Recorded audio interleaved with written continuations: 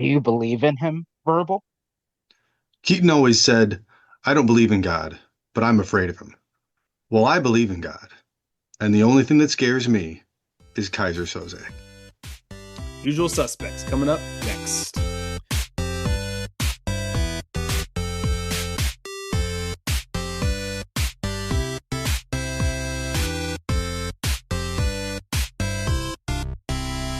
Welcome back to Nerd is the New Cool. I'm Justin, and with me, as always, he loves his beans from Guatemala, Mr. John Lambert. Yes, I do, and I used to sing in a barbershop quartet in Skokie, Illinois. Oh, that was going to be the intro of the next our special guest, Well, you should have. who's also in that same barbershop quartet, Mr. Hey, CJ. Same it's a barbershop quartet. There's quartet. four people in it. The three of us and one Oh, other person. totally. CJ Pearson, welcome. Hello, Yes, welcome to hello. the Thank you, podcast. guys. Appreciate it. Appreciate it. So we are here to talk about The Usual Suspects. It has been 30 years since that movie came out. That we're old. Oh my gosh. And we always Oh, start these episodes with three questions, but I'm actually going to start with the fourth question. That is, CJ, why did you want to be on this episode talking about The Usual Suspects? I would have to say, like, I tell people all the time, I've got two favorite, I got two movies that kind of bounce back and forth between being my favorite movie, depending on when you ask me. The one is Shawshank Redemption, Hmm. and then it's definitely The Usual Suspects next. And like I said, just kind of bounces back and forth. And actually, my son is a huge movie buff, and he's got a list of movies that he wants to see. So I made him add both of those to his list, and we watched them together. And My so yeah, my older brother is doing the same thing with his son. My nephew just turned 20, but it's a whole bunch like this was on it. yep, Sixth Sense has been on it, and like just all the movies that like we grew up with. Like hmm, he's just gave him a list, and they're just slowly just knocking it out. yeah. Well, Oh, I do have to add Six Sense to that. I think. That's a good one. That's a good Yeah. one. that's a pretty good, I guess, beginning of the Mount Rushmore of like two best movies. Do you remember? And let's go around the horn here. Do you remember when you first saw this, CJ? I I feel like there's no way I saw it in theaters. I do not have a memory of that whatsoever. Yeah, we were too Um, young. We were a little young for this one in the theaters. yeah, yeah. I think it probably had to have been a blockbuster movie night, maybe at some point. Maybe even with you guys. I have no idea. But yeah, it was definitely sometime, probably sophomore year of high school, junior year, something along those lines. But yeah, I can only imagine how it was in the theaters though. Must have been It would have crazy. been awesome. Well, Lambert, do you remember when you first saw this? I vividly remember when I first saw this because I ruined myself for this movie. This was at John Gagle's house, and it was a rental or something like that, so it had to have been 96. We were probably all there. I know John Yeah. was there. I'm pretty sure I had to have been there, and I've been talking to her about this episode because like I told her about this, and then she rewatched this movie last night too. Um, and I walked in and watched the last 10 minutes. That's perfect timing. Perfect Ah, timing. And that was the first, I mean, I couldn't dude. tell you the first time I actually like rewatched it. It was probably later that year, but I vividly remember just watching the very end of this movie at John's house. Well, what's interesting is that it's one, okay, so obviously that's a pretty big reveal, but I didn't but I do think, spoil anything. well, I was gonna say, I do think it's one of those movies though. We'll get to It's this, 30 years. but the way that Statute of limitations is done. but the way the movie is told, well, the way that the movie is told is like starting with the end at the beginning and then kind of Mhm. way Yeah, through. they Tarantino it a little bit. Yeah. I think that even though you saw the grand reveal, I would imagine that that's kind of like I'm watching the movie for the second time that maybe even makes it even better, like Fight Club or Sixth Sense, where you're like, oh, I'm kind of picking up all the things. Oh, And I was I could see still that. like, it's still, I rewatched it last night and it's still those things. It's just those all, and Yeah. I have a list. We'll talk about them, I'm sure, but like those little subtle clues and hints and moments, and I'm like, yep, right there. Yep, Seriously. right there. And it's Yep. still amazing. It's still amazing. Yeah. It So, definitely stands the test of time, so for sure. that's the next question, which is what makes this movie great? And I already kind of said that. I think the way that it's kind of chopped up, it's got different time jumps, and you're not really sure what's first and last. Kind of again, you already mentioned, um, well, it's got Pulp Fiction vibe to it as well. A lot of You're movies. Yeah. bouncing you're bouncing back and forth. Yeah. I mean, it's not Yeah. multiple stories like Pulp Fiction, but you're definitely bouncing between present and past, like as the past Yeah. slowly catches up with the present. Yeah, well, and I I recall. think, yeah. I was going to say I thought I remembered that Verbal being pulled into the interrogation office way earlier than he was, because there's a beginning part where he's actually kind of tearing it, telling it like he's narrating it up Uh-huh. through them being picked up, and then he gets actually picked Uh, up, and now he's getting interrogated, and then it's yeah, going. up to like Yeah. Kuyan showing up in LA and be like, I want to see him. I gotta see Yep. him. Yeah. So the other things that I I think think. for me, it's just oh, No, sorry, go ahead. go ahead, CJ. So I think for me, part of it is that, excuse me, that you have a story where you're not quite sure at the end, at least for me, if any of it actually took place the way the way he said it did. Like, and I kind of like that ambiguity. There we go. Ambiguity. Yeah, whatever that word is at the end. Just kind of like totally unreliable narrative. So like, is any of this story true? So, Yeah. and I just kind of like that little lasting uncertainty. I've always appreciated that. I It's for me, it's the storyline, but like more than that, like it's the script. Like the dialogue in this movie Yes, is so it's well, like insane. every single character, even like even like Giancarlo Esposito, who has like just Jack Baer, just has like his lines are still Yes. so just like sharp and perfect, even though he's such a small piece Oh of the yeah. story. Everybody's got just killer lines. Everybody seems to have a great one-liner. Um, Yeah. and just the back and There are no wasted characters right, for sure. there's no wasted words. Yeah. Every single thing has meaning. Yes. I would agree with that completely. it's funny to go back and think about who directed and who ended up who actually wrote this, because Christian McQuarrie is the writer, the screen who wrote the screenplay, and now we know him as, he's the Top Gun Maverick guy. He's the what's it called, Mission Impossible Dead Reckoning. Like he's doing all of those type of films now, and this is kind of, I don't want to say where it began, right? And you're right, the writing is Yeah. incredible. As CJ mentioned, you've got this sense of, because the narrator, you can't trust him at the end. It's like, oh, there's this mysterious intrigue throughout, Yeah. almost like he's telling this giant fabricated lie. But when you're watching it, you think it's like, oh, what a mystery we're gonna solve. But at the same time, you're like, the mystery Oh actually yeah. doesn't exist at all. It's a complete lie to Yep. you. Yeah. Yeah. But like, Or do is these it? other people actually even play the roles that he said they did? I mean, like, this whole thing is just elaborate to explain why there's dozens of dead bodies everywhere. Like, yeah, there's no way of knowing. Well, It's great. and for me it was, and we're skipping to the end. I say, and you kind of touched on it, but like it's not about like because like, not all of it was made up, but how much of it was made up. What Yes. parts were made up? The names clearly, I mean, based on the ending montage and everything like that. But what about everything else? Yeah. How they Yeah. got on the boat? Probably it like for me, like it probably happened that way, or very, very close. He Yeah. left out the parts where like he killed everybody, but other than that, like their plan to get on the boat and Keaton walking up and McManus being the sniper and everything, that was probably exactly how it went. And Yeah. then Yeah. Keaton told, "Oh, just stay here," and it's like perfect. Yeah, I'll stay here. So it's But, just, but does Redfoot exist? Is it a different person? Is that character not even is it there? a different name?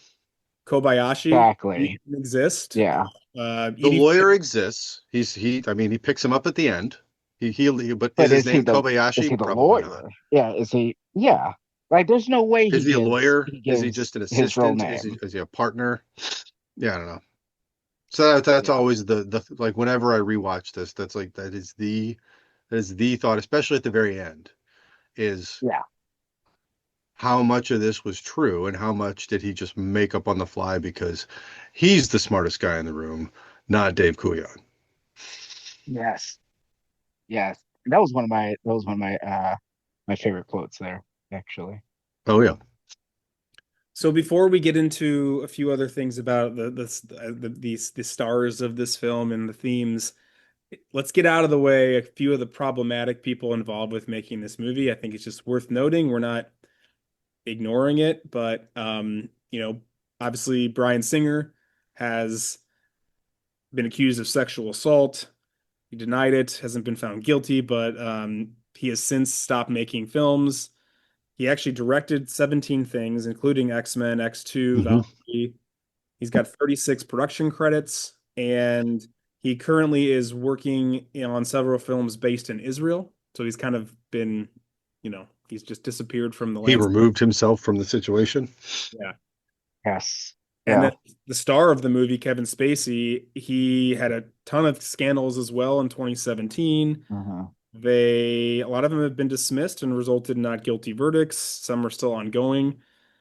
But I think it's important to understand like this, like where Kevin Spacey is, and even what Bryan Singer, his career leading into the X-Men films, like at this moment, like, I mean, he won, Kevin Spacey won Best Supporting Actor, an Oscar Hmm. for this Yeah. film.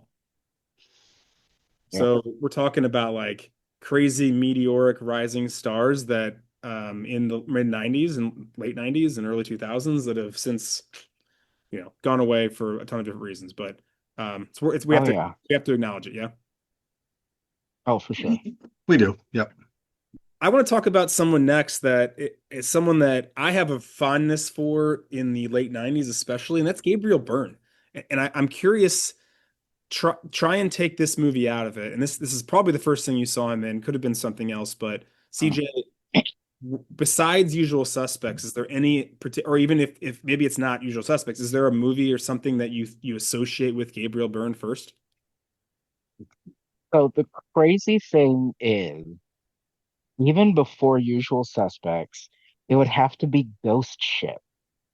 Oh no shit. Yeah, all right. So, so like uh, I wouldn't say it was an amazing movie by like any stretch. Like it was a good movie. I don't think it's going down as like a classic or anything, but I genuinely enjoyed that. And yeah, that's probably enough. That's the first movie that comes to mind when I do think about him, That's a and deep just all the messed up scenes from that movie. I mean, That's a deep cut. that's a real deep cut. That's a Pascal Gonzalez deep cut right there, and I appreciate it. I'm here for That's a deep cut. it. Lambert, do you want to share what your other association is with him? End of Days Yeah, that's good. Oh would yeah, probably be the one for me. So I want to I the had to dude look it that up got because I couldn't remember if it was like possessed. was it that or was it Stigmata? And I'm like, no one. I was like, and it was End of Days. I'm like, yeah. because he's the devil. Yeah, okay. Yeah, yeah, that's what I thought. All right. Like he My gets possessed at like dinner or something, doesn't he? well, that's Stigmata, or that like that's the possession movie. Days is he's the devil with Arnold Schwarzenegger. Um, Oh, yeah, yeah, yeah. Yeah, that's the Arnold movie. so Stigmata is my answer, by the way, and I don't know why I Okay. such a fascination with that movie. I got it from Blockbuster Video. I remember having this movie, and it was one of those where I rented it, and then like the system messed up, and it was No, like, see, it would have been Stigmata for me too. It wouldn't have been End of Days. Those movies came out in the same year. but they were like, Okay, Really? you don't 99. you don't owe this movie, and then I just kept it forever, and I had that it was in a VHS like Blockbuster box, and I watched it so many times, and I'm not, and Lambert knows this especially. I'm not a horror person. I hate horror movies, Me neither. Yeah. but I was fucking obsessed with Stigmata. I don't know why. Here's a fun thing I've been doing recently, and I So if you go on to IMDb, there's the first four things. It's called the known for category. And I always find this fascinating because Yeah. it's like there's an algorithm. I looked it up one time, what IMDb thinks based on like popularity of film, your role in it, any awards, money, gross. It's like a thing that pops up like top four things that that person should be known for. So here are the four things for Gabriel Okay. Byrne. Usual Suspects, End of Days. And then also Miller's Crossing and Hereditary. So it's just I just always find it Hereditary. fascinating who like what four show up for that particular person. So um Gabriel Byrne, I think he's the through line of this movie. He's almost like the straight man. Yeah. I think he's really important despite the other characters I think being funnier or more clever or sneakier. But Gabriel Byrne, Yeah. without him playing it the way he plays, I don't think this movie works. No. No, I would completely agree with that. I mean, I think that he would even, like, when you look at him throughout the movie, I think the character himself would agree with you that he's a straight man. Like, he's actually trying to keep everybody on track in Yeah. several parts of the movie. It's like, nope, we said we were going to do XYZ, we're doing XYZ, and then we're done, period. And so, yeah, he's kind of it's almost like the father figure throughout the entire thing, just trying to like, look, guys, you're being stupid. Let's go. So, but yeah, I would completely agree with that. So the next thing to talk about, which you already kind of mentioned, slightly different, the voiceover, like the narrator. And I know you said this is like the narrator you can't really trust, but we don't really know Yeah, that until after you've seen it, right? Like you were assuming yeah. what he's telling is the truth. He's Mhm. so innocent, Verbal Kent. I'm not a big fan generally of voiceover narration, I guess, throughout films, but we've already mentioned a couple that have worked, right? And some of our favorites, and CJ, two of your favorites are narration based films. So, Right. like, I'm just curious, Yeah, that's true. Lambert, you start. Is this a like what are some other ones that you think of right off the bat as far as like films that are narrated that really work, or any maybe that don't work? Because this it works here for sure. It totally works here because it gives you a lot more context and it gives you a lot more information, a lot more background on everything that's going on, the people that are going on, like and like his thoughts and like his feelings about the people that he's going to start working with. So no, it 100% works. I'm drawing a blank for any other narration, movies. Well, I think this is a really interesting time. There are some movies that happened before and a couple after, or ton after, but like this is kind of the sweet spot for a narrator so I'm going to read some off and then if you want to add on to the list, please do. So in this time frame, we've got Shawshank, which is a couple years before that, 1 year before that. Goodfellas, a couple years before Yeah. that. The Sandlot, right there. Yep.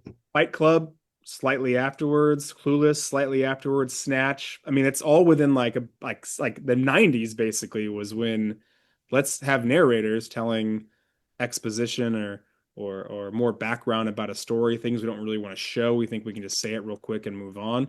The only older one I could find or even like that's super popular is Stand By Me, and that's based on a book Oh, who's wow. narrating it. So like that's obviously kind of how you want to tell that story. But um I don't know. I think it's a really important component to think about when you're talking about this film because I had forgotten like the narrator, like he's telling the whole story. I knew he was telling the story, but I didn't Yeah. realize there was a narration bit over the top of it because I hadn't seen this movie in a while. I guess, I mean, just reading off that list of movies, and I like every single one of Yeah. those movies. And guess it didn't occur to me that if you do the narration piece, if you do it really well, it adds a lot. I feel like there's probably for every movie that does it well, there's probably a dozen where you really didn't need that person doing it. Yeah. So I'm gonna give you a couple that are bad. I just did a real quick search for this, and I'm just curious if you think this is true or not. Interview with the Vampire, good or bad? Yeah, yeah. Okay. So, but yeah, yeah. Blade Runner, Oh wow. I yep. totally forgot about that one. Harrison Ford doing it.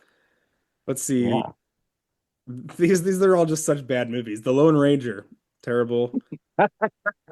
The Informant, not great. Conan the Barbarian, terrible. Riddick, Pascal was on here. He'd be mad that I Oh, said bad for Oh yeah, okay, yeah, because Vin Diesel does it. yeah. I Anyway, I was barely thinking, remember that movie. and I want to go back by the way to now the unreliable narrators because there are a couple that are Yeah. top-notch films, and I'll just spoil the ending. So Primal Fear is like one of the like top ones. Yeah, for sure. American Psycho also. And then even like Sixth Sense, you don't really think about that in Fight Club because they kind of fall into that same category of surprise endings, but they are eventually Uh-huh. defined they're actually really unreliable because they either don't know what's going on or they're just flat out lying. Right. Yeah. Yeah. And I Last, mean, and Fight Club is good for that because one character is, I guess, Brad Pitt's lying, maybe, and Edward Norton has no idea what's going on. If you kind of want to split those, if you kind of want to split them that way. But yeah, it's a good example. yeah. I totally forgot about that. Yeah, I mean, yeah, the whole time in Fight Club, he's basically like telling what's her name, like, don't talk about me. You can't mention my name. Yeah. He's like, what the fuck is wrong with you? Like, because he's obviously a crazy bipolar person. This is the era, the last conversation we need to have real quick before we get into the categories. This is the era of surprise endings. And we're going to litigate this again because Lambert and I have done this very recently. But it's just worth mentioning that we're just kind of in the sweet spot of the 90s where were just a ton of amazing movies that had that shock ending or surprise ending. And there are a couple before that. So, I mean, well, kind of. Citizen Kane is like I think the one that people think of first, Yeah, for sure. or it depends on the generation we're in. I'd say that if you're a movie buff, you say that, but if you're not, you probably say this movie. You probably say Hmm. we've already mentioned all these, like Primal Fear, Sixth Sense, Hmm. Yeah. um, even like the movie Fallen. Like there's a ton of movies in this time period with surprise endings. So CJ, I want you to think about that, and I want you when we get back to that when we get to that category. We're gonna list them all. We're gonna see if you can tell us what your favorite surprise ending is, or you think the peak of it is, and see if you get the same one that Lambert and I came up with last time we talked about this. I could definitely do that for sure. Okay. For sure. Let's get into the categories. First off, summary. According to IMDb, the sole survivor of a peer shootout tells the story of how a notorious criminal influenced the events that began with five criminals meeting in a seemingly random police lineup. Sounds like a pretty good synopsis. Oh Hmm. yeah, that's solid. I agree. This debuted August 16th, 1995. It had a runtime of 1 hour, 46 minutes. Question we always ask CJ is do you think it felt like it was an hour and 46 minutes? No, it felt, I don't want to say it felt too fast or anything for sure, but I mean it was such a good pace that it didn't feel like it was that long at all. So, and like we were talking about Oh, earlier, I think every moment was solid, and so it felt like it was a good pace and really didn't feel like it was that long. Lambert, you were shaking your head. You agree? absolutely. Yeah. I think that's another reason why this, and going back to what makes this movie great is that there's no wasted moments. Everything's building towards the end, and it's not fast, and then all of a sudden there's a lull, and it's like it's just it's constantly moving. I Yes. think, and the first two-thirds of the movie, I think you've got so much going on, and then all of a sudden I was like, oh man, there's only 30 minutes left. But I'm like, but there's still 30 minutes left, and now they're just not getting to the boat. Like, oh, Right. that's like, and that whole part, it's kind of one scene for me, which we'll talk about later on. But I was like, Yeah. man, this is going to be 30 minutes long, and I was like, oh fuck, it went by so quickly, especially the end. It really speeds up. Oh yeah. Oh, It does. totally. I would definitely say that it's a consistent movie all the way through. Like John said, it's not there aren't a bunch of lulls, anything like that. And even the time where you have just characters talking, like it's worthwhile dialogue that is pushing the story uh further and further, which I mean, just solid all around. Yeah, totally agree. Budget of 6 million estimated. It grossed worldwide over 23 million, which is, I think, a lot of money for a movie like this. Yeah. What would that be nowadays, I wonder? Uh, I should have looked that up. I didn't even think about it. in For inflation, we're talking probably like, you know, 75 million. I don't even know how the inflation rate works, honestly, but it's a lot. And again, it's a lot for, this is not an IP film. This is not a No. summer blockbuster, right? I mean, this is a murder mystery.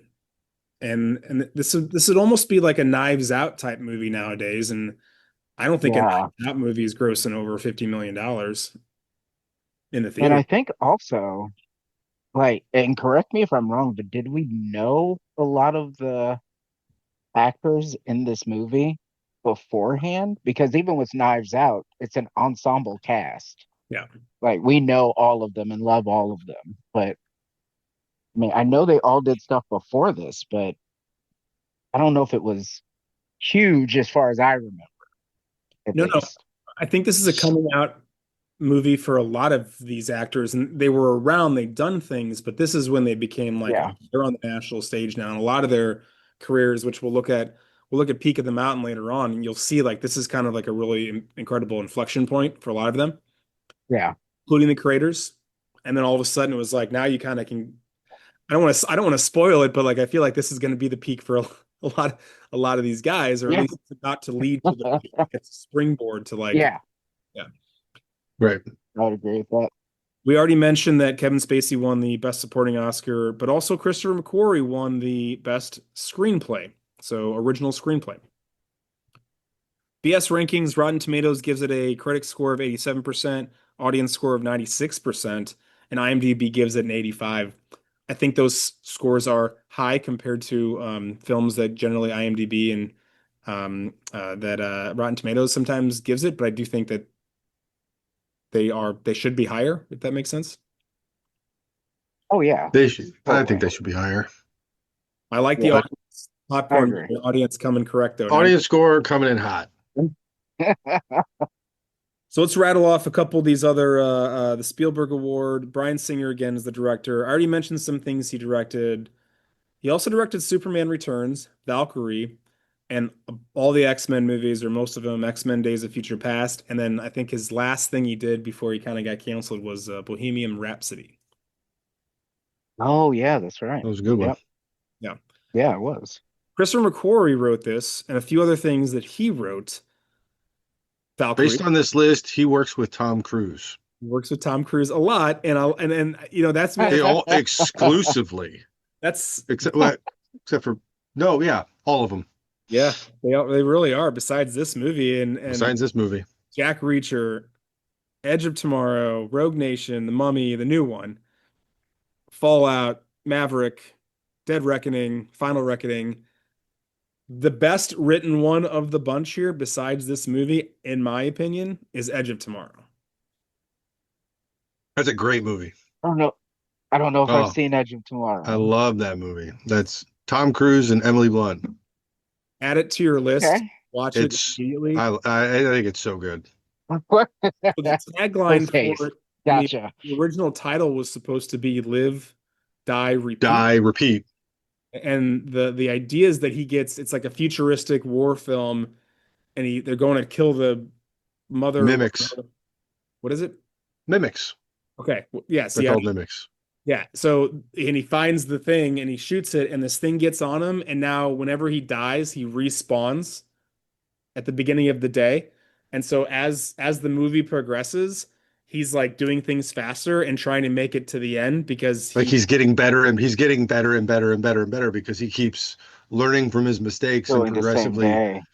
incrementally getting farther and farther and farther throughout the day. Because it'll be like, well, that guy killed me last time, so next time I got to make sure I got to remember that guy over there. And then he keeps going. It's like, oh, well, then that guy killed me, and then it's just repeat, repeat, repeat, repeat, repeat to try to win the Oh war. man. it's like It's pretty cool. it's like Groundhog Day meets I was just thinking that. but it meets what Lambert, what's the space movie? Uh Starship Troopers. Yeah, there you go. That's a good one. Those two combined. Okay, enough about that. Uh Here's where we get to decide and actually pick winners and things. So the Tom Hanks, who's our best leading role? I got three nominees here, and I know that it's kind of an Yeah. ensemble movie, but I do think there are three. I thought there was going to be two, but upon the rewatch, I thought a third one kind of hopped into the list. So I mean, if you disagree, then obviously share. But I've got Gabriel Byrne as Keaton, Kevin Spacey as Verbal, Yeah. and Chaz Palminteri as Kuyan. So Okay. those are kind of the three leads. So we'll take turns on these categories so that we don't have to always go first. But having said that, you know what? I'll go first on this one. As far as the best leading role, it's hard to not pick Kevin Spacey because he won the Academy Award for it. Right. I'm gonna Right. actually though, I'm gonna jump the shark and I'm gonna say I think it's Gabriel Byrne because I do actually upon rewatching this, I was more fixated on him than I was on Kevin Spacey. And there may be a lot of variables for the reason why, but I was like, I thought Gabriel Byrne was like the most fascinating actor in the whole movie, in my opinion. Lambert, what do you think? I will not overthink this, and I will say Kevin Spacey. Yeah. It is a democracy, CJ. So if you say Kevin Spacey, that he wins the category. Or you could say Kuyan, and then it's just a three-way tie, and then that's it. That's a deadlock. So, man, I would say if Justin went last, it would be different. I came in here with Kevin Spacey, but now Gabriel Byrne, like I think he has the most depth as a character for sure. Right? I mean, even verbal. I mean, like, yeah, he's Verbal's playing playing a dude everybody. disguised as another dude. Right? Yeah, that's true. Sorry. Be a great crossover. Um, but yeah, there was just such a incredibly complex character that I'm gonna have to agree with Justin here.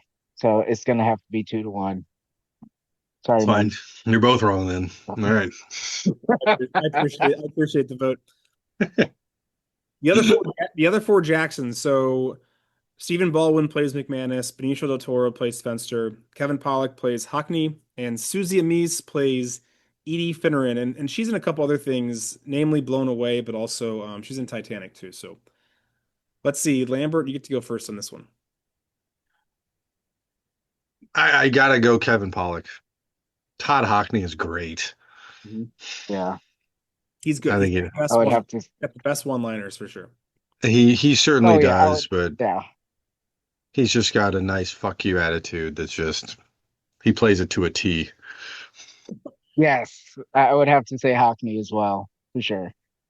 Like, Yeah, it, Fenster was cool. I wish he was actually in it longer, but Yeah. You don't really but you don't get a lot on him. no, you really don't. You really don't. So I'm gonna have to definitely say Hockney. McManus was he was good, just so over the top sometimes. So gonna have to say Hockney. yeah. I think Stephen Baldwin's the biggest badass that he demonstrates in For the. sure. I think Yeah, that Benicio del Toro, yes, great physical actor. That's what he does, and then like he's definitely gone too soon.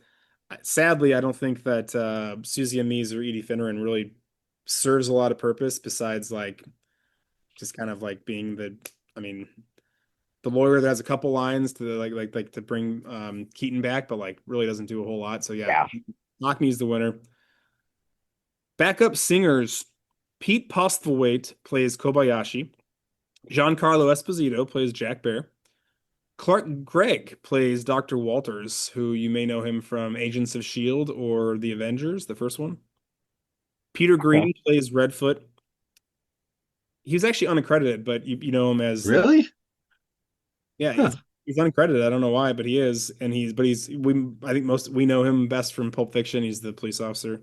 Dan Hedaya plays Jeff Rabin, who you might know him from The Hurricane or Civil Action. He's Kuyan's like second in command. Christopher McQuarrie makes an uncredited appearance as Interrogation Cup, and then Jack Shearer plays Renault, who is like the captain in The Negotiator with Samuel Jackson. Yeah. Ends up being the bad guy. I don't care if I spoiled that. Oh yeah. Came out in like 93. CJ, you get to go first on this one. Who's your favorite backup singer? Hands down Kobayashi, for sure. I mean, just every time that he is in, every time he is doing something, it is masterful throughout the movie. And Mhm. I feel like he's in there just enough for what his character is. He's menacing. I agree with you. That's who I'm going to pick too. I think that I did get the most like, oh shit, Giancarlo Esposito, like because I don't think I knew him very well at the time, and now I know him from a Oh yeah. ton of things like Breaking Bad and Oh man, yeah. God Yep. knows what else. I'm like, oh, and then Clark Gregg, Greg, I'm like, oh, Avengers, Agents of Shield guy. Like those are the ones who like stopped me for a second. But I Oh think yeah. you're right, Pete Postlethwaite, he does such a good job at Kobayashi where he's very menacing and he plays it just Yeah. just so straight face, like which I think is what Yeah. makes it more like undemonstrably like I don't know, like dangerous. Yes. I would agree with that He does a completely. good job with it. Lambert, who's your pick? I will still give Giancarlo Esposito some love. Yeah. He's the only one that's doing That's some really fair. creative work, like on the like, not just in He's character. the only one that's actually figured some shit out. That's true. One might say he's the MVP detective of the whole bunch. He did get the guy to talk, and And get the they got the sketch. sketch Yeah. Yeah, that's right. Meanwhile, John Okuyan's all fucking obsessed with Keaton, and he kind of because of that, he's the one who fucks it up. because But he was blinded by his hatred for Keaton. Blind it and let the biggest criminal of the century walk Womp out. womp. oof. Who's the smart guy now? John Williams category. So John Ottman is the composer, and this was actually his second credit, but since then he's had 62 credits. This dude has a fucking awesome filmography. As far as, I mean, like, Yeah. talk about some zigs and zags. The Cable Guy, Lake Placid, Eight-Legged Freaks, X-Men 2, Gothica, Kiss Kiss Bang Bang, both of the Fantastic Four movies that came out in the Is he 90s. going to do the most recent one? Is he going to have all? Is he going to do the trifecta? He is not. I hope so. God damn Oh. it! Superman Returns. I obviously likes working with Brian Singer, Valkyrie, X-Men Days of Future Past, and then also then does the Nice Guys. Like, it's like what talk about a Another great movie. Oh yeah, that one was enjoyable. That scenes one was loved it. scenes to nerd out on.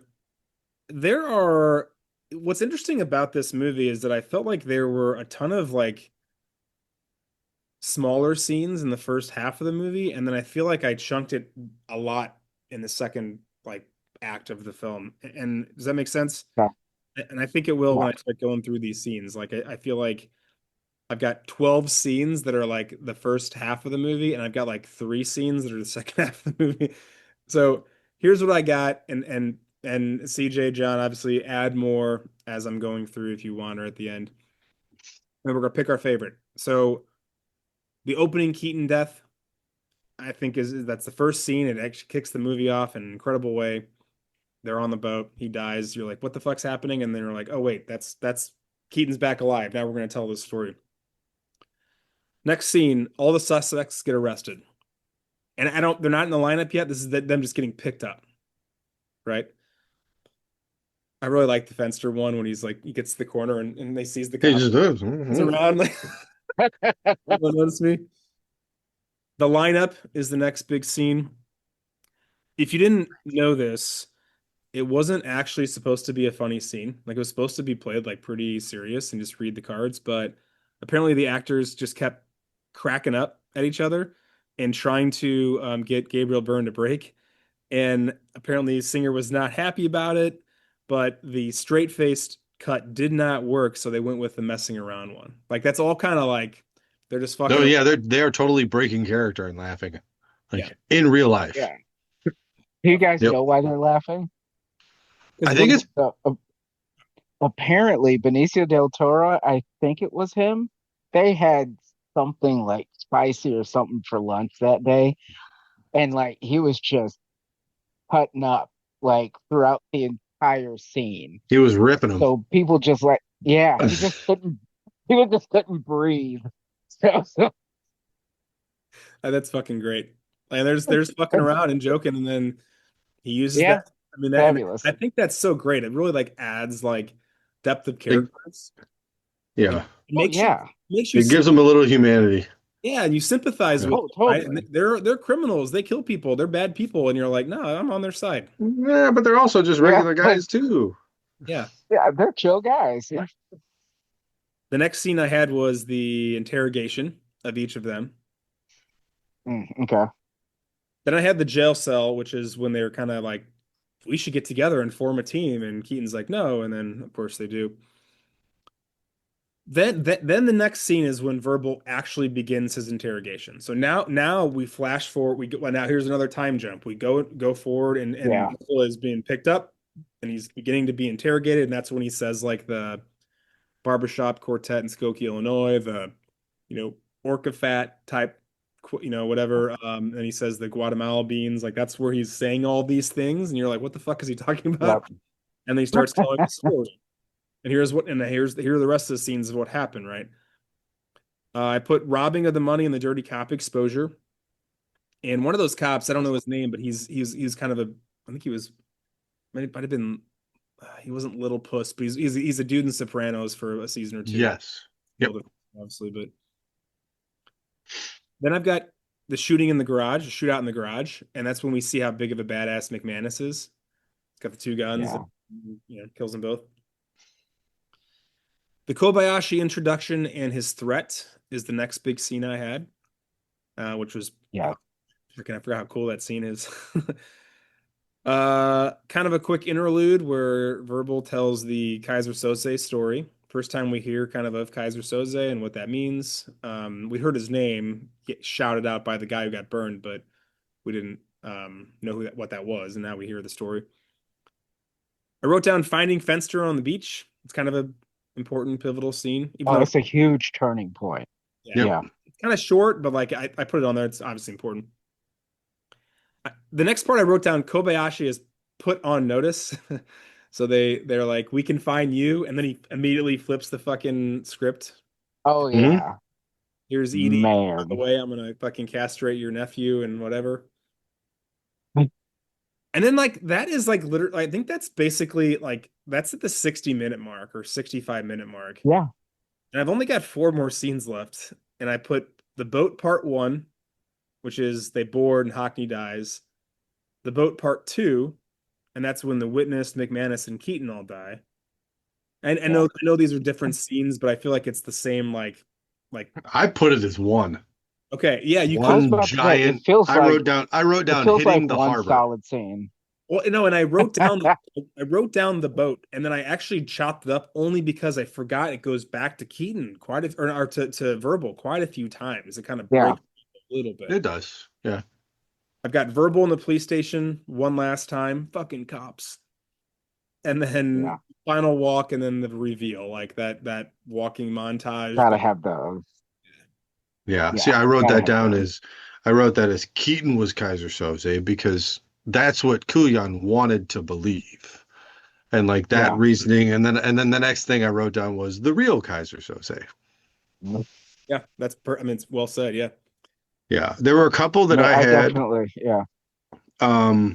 Well, when you wrote down hitting I just wrote down New York's finest taxi service because that's what it was called. Mhm. I have describing Soze. So like when he's like, yeah, he's German, he's Turkish. Some say his father was German, which Kaiser Soze, like, Turkish, German, get it. And he just kind of describes him a little bit. I had that one. I also wrote down meeting Redfoot. So when they meet him for the first time, and get the job. But then that's when Keaton pushes back again. CJ, you kind of mentioned it. He's kind of the straight laces. Like, you said one job. Yeah, What, you exactly. said one. But We did one. We're only here to lay we're low. done. We're done. Yeah. And then it's, yeah, we nagged him, and then yeah, we're done. Um, and then the other one that I wrote down. Well, I wrote down whacking Kobayashi, but because they didn't, but they had every intention to. And then the only other one I wrote down was the hospital. So after the first conversation in the cell, when Jack Baer Oh yeah. goes to the hospital, finds out that there's another guy that lived. It's like, is he gonna die? It's like, oh yeah, he's dangerous. Get someone on the door. It's like he woke up. He's talking like a Thai hooker. Again, great lines. And then, but that's when, but he says Kaiser Soze, and then that, like, you don't know what that means, but you can see that he knows what that means, and then he all of a sudden's like, "Oh, really? Okay. Hey, Yeah. call these people." And then it moves on to the next scene. And I had everything else you had. Okay. Well, so I'm going I through. would Go ahead. uh oh no, you're fine. Please go ahead. I was gonna say I'm going through like the DVD, which I actually skipped that category earlier, and I want to mention it really quick. Like, how did you rewatch this movie? And I'm pulling this list up of the DVD chapters because I have this on DVD, and I did watch it on Prime, but I did pull out the DVD and So watch. did I. I same. I have it, but I watched it on Prime just because it was right there. But And it was I did pull it out and watch some of the extras, and there was some really good like. uh, Had some deleted scenes. They had all the audio commentaries. They even had like a gag reel, which is like was a thing in the 90s, gag reel with him joking around. That's yeah, I right. loved the gag reel. It's so great. But I'm I pulling can this find up. the DVD again. Oh, the DVD. I have like the extended version. There's a lot of versions of it. But if you look at the amount of chapters on the DVD, there are actually 32. So I'm not gonna I read them, but chop up a bunch of stuff though. I chopped it up a lot. Like it was like little segmenting. Yeah. Yeah. I don't feel that bad for having I had 16. So CJ, what's your favorite scene? Definitely the bulletin board scene at the very end is the reveal. I mean, that was just amazing because it goes back to the whole dang, this dude's been lying to us the entire time. Um, when Julian is trying to get Kent to say that um oh my gosh, I forgot the character's name. Gabriel Byrne Eaton. is gone now. Keaton, thank you. He's trying to get Verbal to say that Keaton's Kaiser Soze, and so he's going through all of these different things that he feels he feels that Kent was too stupid to put together at the time. And so going through all of these things, you've got the scene where Keaton is wearing the hat and he's the one with the gun and all that different stuff. Like, because Mm-hmm. I think that most people watching the movie, at least me, I was right there with him. It's like, oh yeah, that makes complete sense. He probably didn't actually die in that one scene. Like, totally. Um, let me see. Definitely the what you called when they try to whack Kobayashi, but more than that one, when he shows up in the I guess it was a hotel, maybe, when he meets with all five of them, Yeah. Okay. and gives them the file, Yep. or their five files. Like that was solid.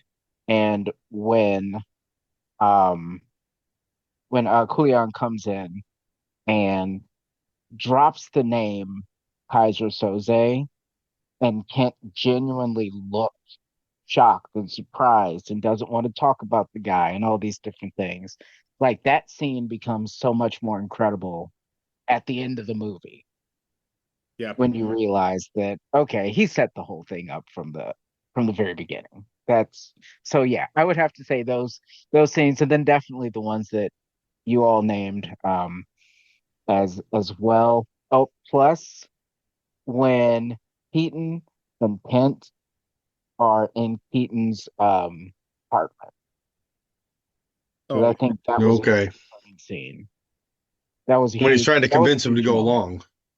They won't take me Yeah, without he's you. trying to.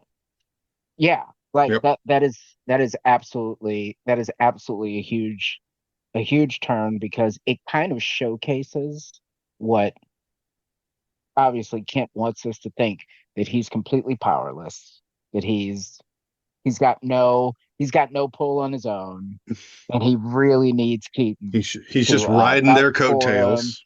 Yeah, just ride their coattails. Like I'm a computer guy. I don't know what's going on. They won't let me join the club if you don't okay it.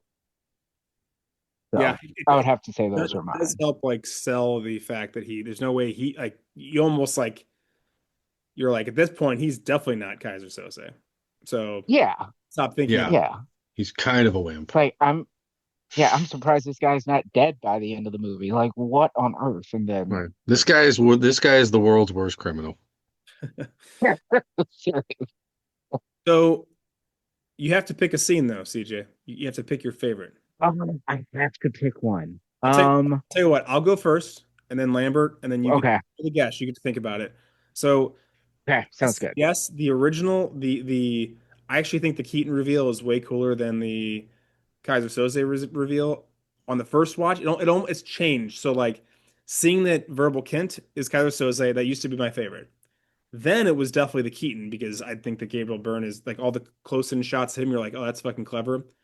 But now, because I know the ending and now I'm just enjoying like aspects of it, it was really that pickup to like jail cell aspect of the movie. And my favorite part is the interrogation part where they're interrogating all of them. And Fencer's like, they'll flip Okay. you. Flip you. Olympia. And they all got drunk. McManus told us a whole different story altogether. Is that the one about the hooker with dysentery? Yeah. And then what's his name is like, I'm gonna have your badge, you fucking cocksucker. And Right. like just I think everything. Those are some, and I wrote down a lot of quotes, and a lot of them are from just that small little sequence because it's all gold.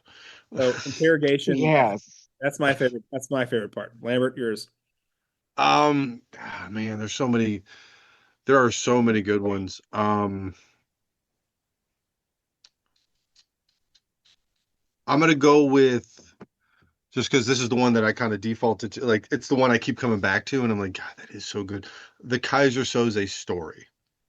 So they meet Kobayashi, and Mm. he's like, "Who is Kaiser Soze?" And then they flash back to the office. It's like he's Turkish. Some say his father was German. The story I heard, the one that I believe, and then that whole sequence, because that Yeah. really gives you Yeah. the background on like this is who this guy is. This guy murdered his own family Hmm. To prove a on point. principle, I Yeah. guess. I it's okay, okay. But yeah, that's a pretty that's a pretty good one. Pretty good one. All right, CJ, you time to think about it. What's All yours? right.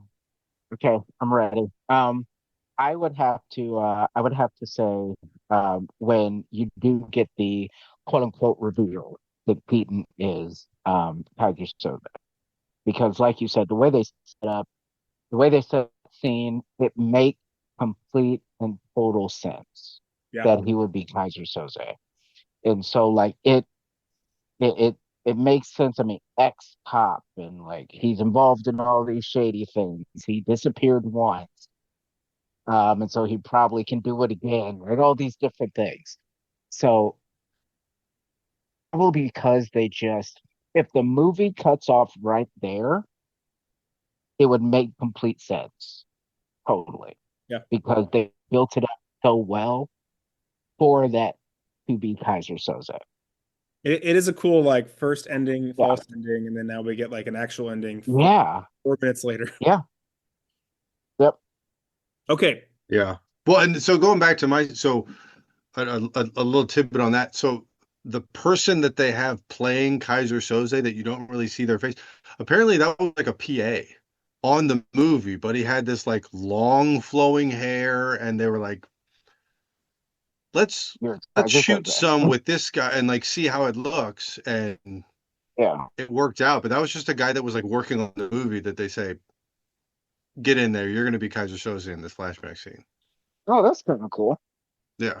Yeah, I love that. That was such a crazy scene too. Like just going and wrecking everybody. Well, Like and again, everybody the who knew voiceover them, of yes. anybody, oh, he killed their parents and their parents' friend. He killed people that owed them money, Yeah. and then Yep. he's gone. Disappeared. Yeah. And Ah, it's even more powerful now that you know that like he's telling a story about himself, which is fucking. Yeah. right. Yeah. Heath Ledger award for scene stealing. So who stole the scenes in the movie? I'm just gonna go default to who I picked as the Tom Hanks award, and I think it's Gabriel Byrne personally. CJ. Okay. Uh, I'm gonna have to go Kobayashi. I feel like whenever he was in a scene, like he owned it for sure. He actually does. I didn't even think about. I was thinking about the main cast, but he does steal the scenes when Okay. he's with the main cast, right?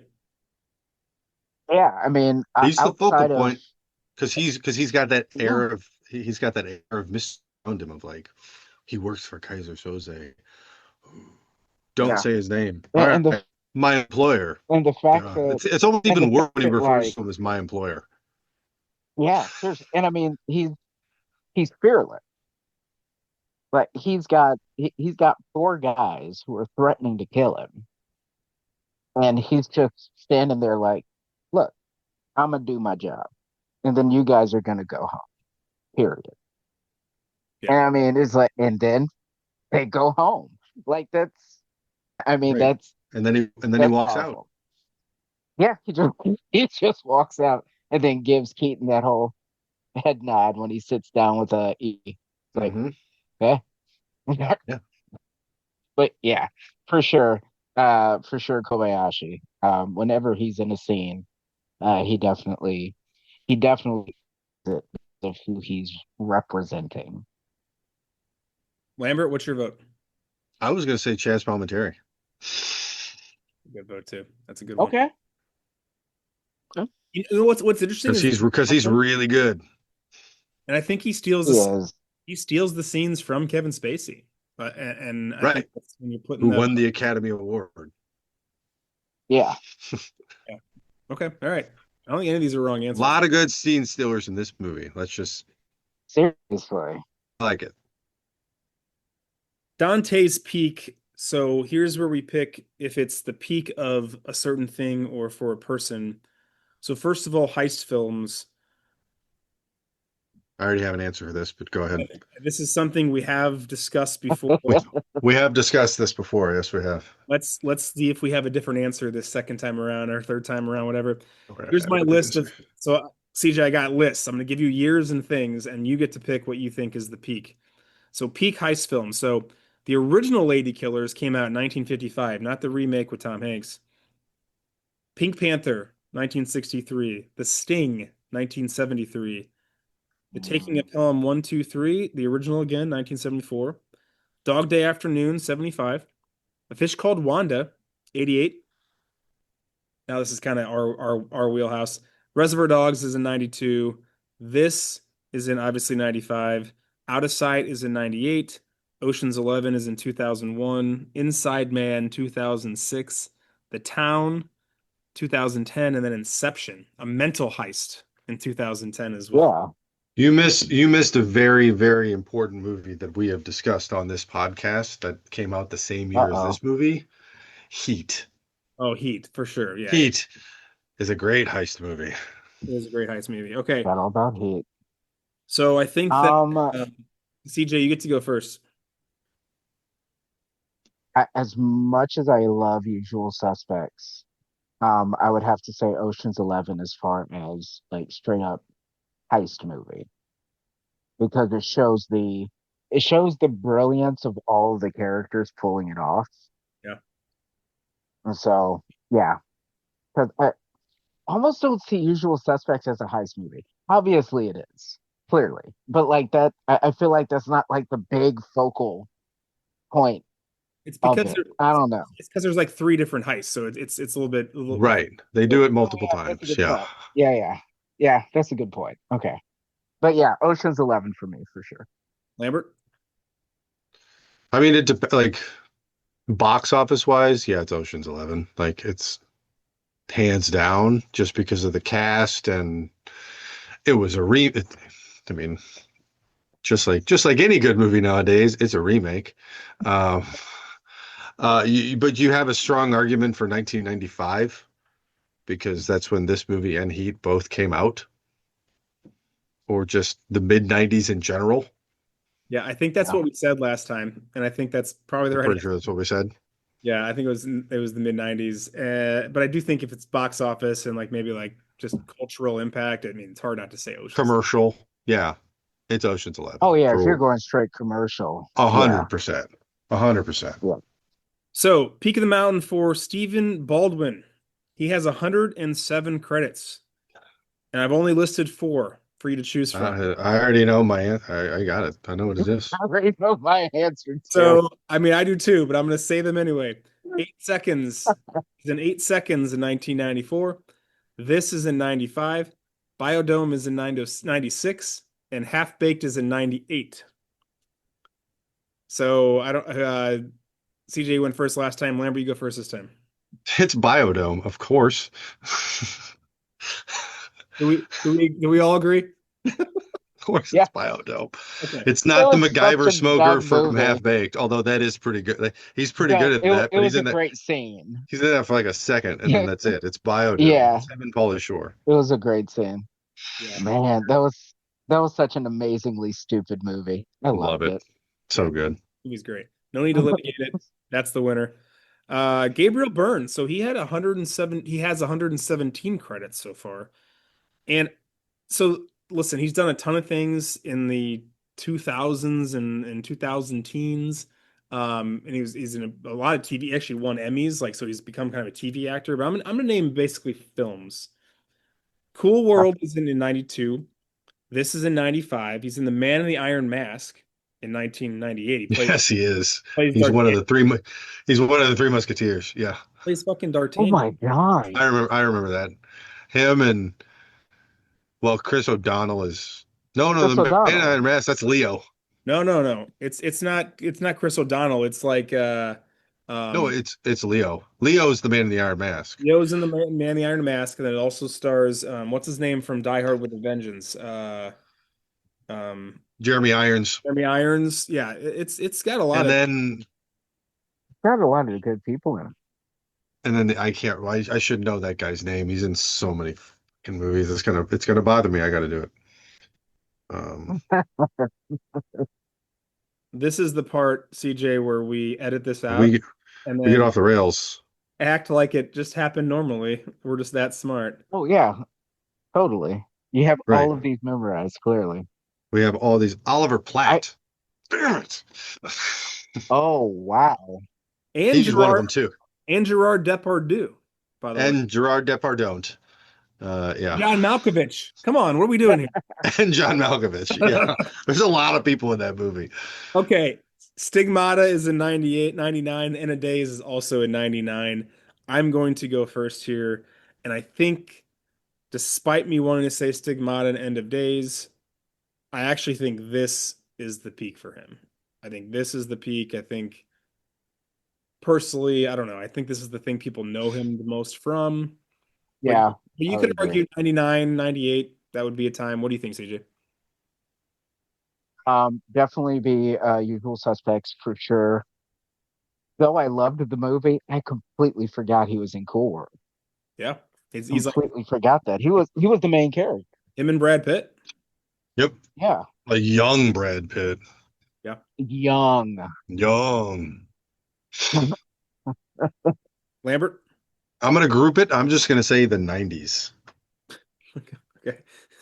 I'm Well, actually no. I will cheating. say like the last half of the 90s, the second half of the 90s, 95 to 99, like those 4 years, like that's his peak.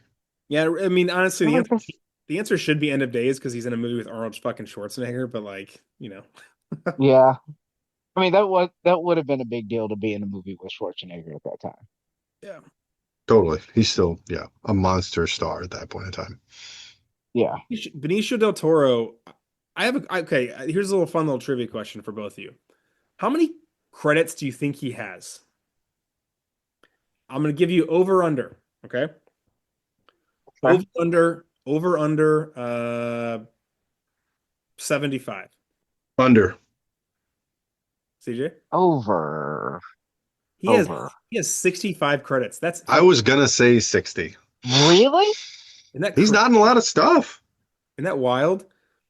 So let me name them, and like all of these are amazing. And I'm glad I don't have to go first on this one. I'm glad CJ has to go first on this one for so first of all, he's a nominee. I'm gonna give his Oscar nominees as we go. So he's in Big Top Pee Wee in 1998 or 1988. He's in License to Kill in 1989. That's the James Bond with Timothy Dalton, by the way. That's the one with the shark. Okay. The shark eats the guy. There's a little bit of a gap there. This is in 1995. The Fan, 1996. Fear and Loathing, 1998. Snatch, 2000. The Way of the Gun, 2000. Traffic, 2000.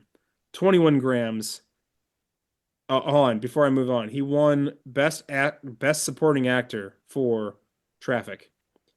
21 Grams, 2001. Sin City, 2003. He's also nominated for Best Supporting Actor for 21 Grams, by the way. Sorry. Shay, parts 1 and 3 or 1 and 2 in 2008. The Wolfman, 2010. Guardians of the Galaxy, 2014. Sicario, 2015. And then now he's in every Wes Anderson film since then. After that. He jumped on the Wes Anderson train just like apparently everybody does.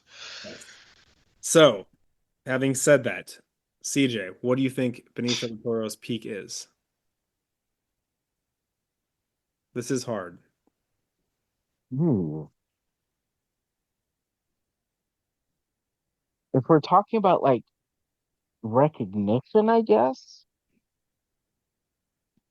probably Usual Suspects, but I don't know. I know there's no wrong answer, but that doesn't feel like the right answer. So he did win Best Man, Supporting Actor for Traffic in 2001.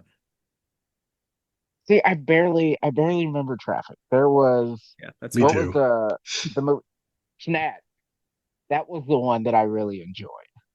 Hmm. Um, but yeah, I'm gonna say Usual Suspects. Lambert, So I guess it would be Traffic actually. I don't I'm know. gonna say the year 2000. the year 2000 is a pretty good nominee. Yeah, Snatch, Way of the Gun, Traffic, all in the same year. Yeah, Way of the Gun is so great. I personally think I mean, as far as acting, it's Fear and Loathing. I think for me, I know that the Academy didn't agree. yeah, I think that he gets it for Traffic. He's nominated for 21 Grams. Is also very. yeah. I think he's incredible in Fear and Loathing, but it's hard not to say the year 2000 because he's Yeah, in so many amazing things. Like, but it's late 90s, early 2000s. Kevin that's Pollak, fair. he has 162 credits. That's a fucking shit ton. So I threw a couple in here that are fun, and then the real ones. He's in Ewoks: The Battle for Endor in 1985. Just Love it. so we all know. He's also in Willow in 1998, or I'm sorry, 1988. Keep doing that. L.A. Story 1991. Ricochet also 1991. A Few Good Men 92. Grumpy Old Men 93. Mhm. Mist in 95. Casino 95. That Thing You Do 96. He joins Gabriel Byrne in End of Days in 99. The Whole 10 Yards in 2004. He's in the Marvelous Miss Maisel from 2017 to 2023. He also pops into Billions in 2019. So, Lambert, you go first on this one.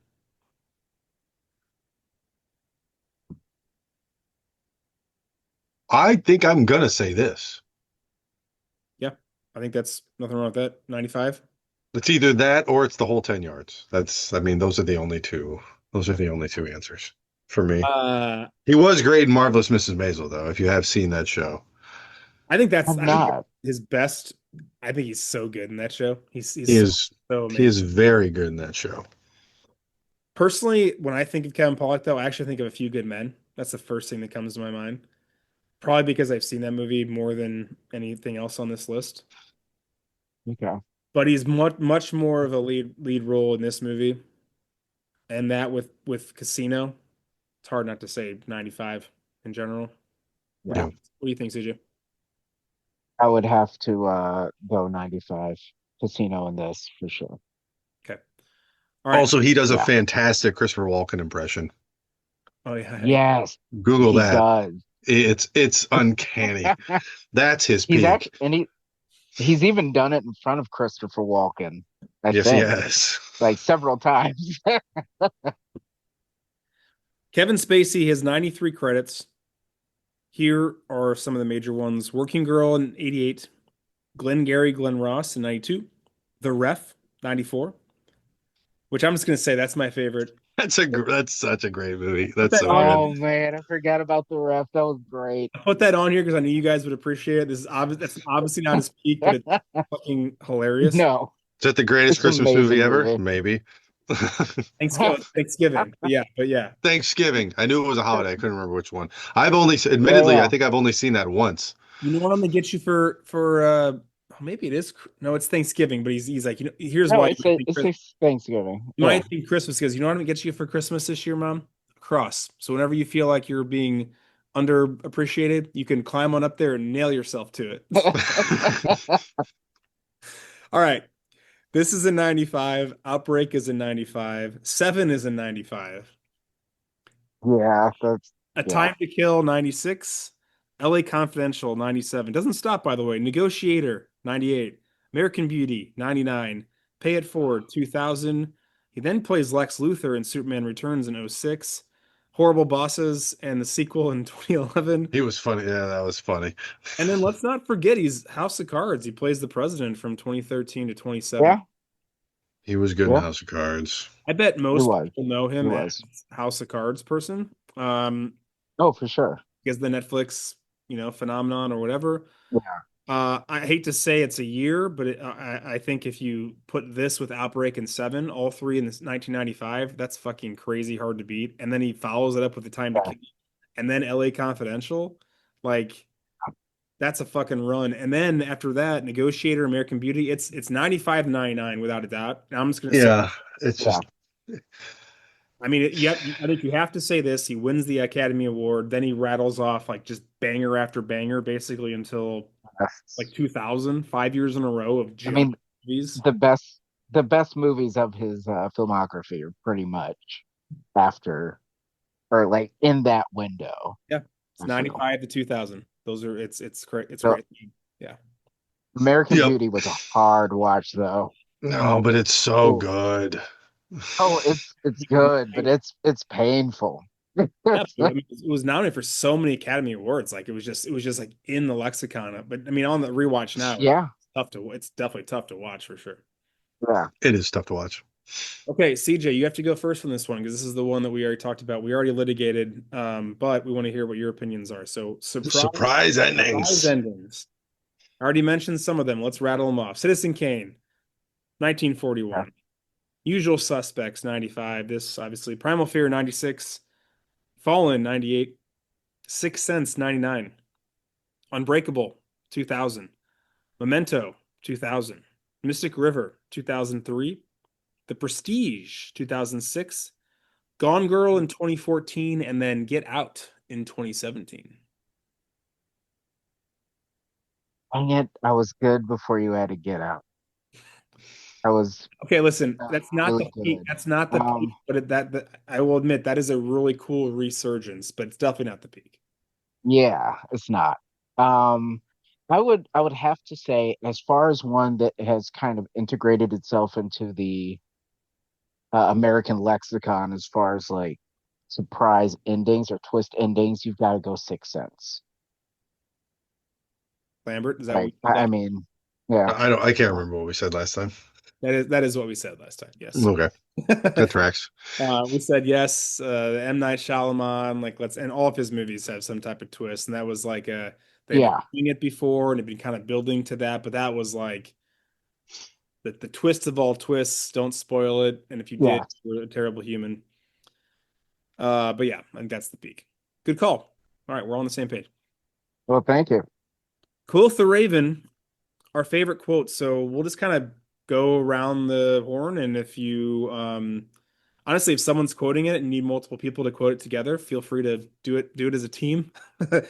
Uh, but I'll start because I think that this is well, you know what? I'm no, the best known one we'll save to the end. So I'll just say the first quote is which is from Verbal. How do you shoot the devil in the back? What if you miss? What did you miss? That was on my list, actually. That was on my list. I Yep. elongated it. CJ? Um, let me see. Uh, oh, and just like that, gone. He's gone. Well, I was gonna So say I I was gonna That was save that till the end, but we can let's finish that whole quote. The greatest trick the devil ever pulled was sorry. convincing the world he didn't exist, and just like that, Yeah, he's gone. Okay. he, and then he just like well, that. I mean that's the end of it, but like when he says it in the movie, he doesn't say that. Yeah, He just says that, and then he said the story that I believe is, and then he goes into the history yeah. of Kaiser Soze. Um, I usually do mine in chronological order, so I like the first one I wrote down was like That's I fair. think it might be the first line of the movie is I can't feel my legs, Kaiser. Yeah. Hmm. I'm not gonna try and do like the way they say it. I mean, I will probably naturally do that anyway, but um, you do some time, they never let you go. They treat me like a criminal. I ain't a criminal. You are a criminal. You are a criminal. Why you gotta go and do Why did that? you even say that? Try to make a Trying to point. make a point. That's obviously Fenster. CJ. Let me see here. Trying to think. I didn't write down quotes. I wrote down scenes, and I don't know why I didn't write down actual quotes. But when Keaton uh hits Kent like just right in the cement, he said he's gonna be pissing blood for a week. I just thought that was hilarious. Uh, It's like a slight moment of levity throughout the entire thing. yeah, totally. Lambert, you're right. Yeah. All my quotes are from the interrogation part, but I mean, a lot of mine are for like this next one is well, it's from before that, and it's give me the fucking keys, you cocksucking motherfucker! Ah! step back, step back. Step back, quiet. Give me the fucking keys, you cocksucker. What the fuck? In English, In English, please. excuse me. In English. Let's see. Kobayashi. One cannot be portrayed if one has no One people. has no people. Yep. Yeah. I wrote that one down. I Let gotta me call. see. I looked one up just so I could get it right.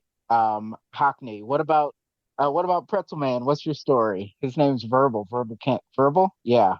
Roger. Really? People say I talk too much. Yeah, I was just about Yeah, I to was just tell gonna you to tell you to shut shut up. up. I wrote that one down too. Yeah.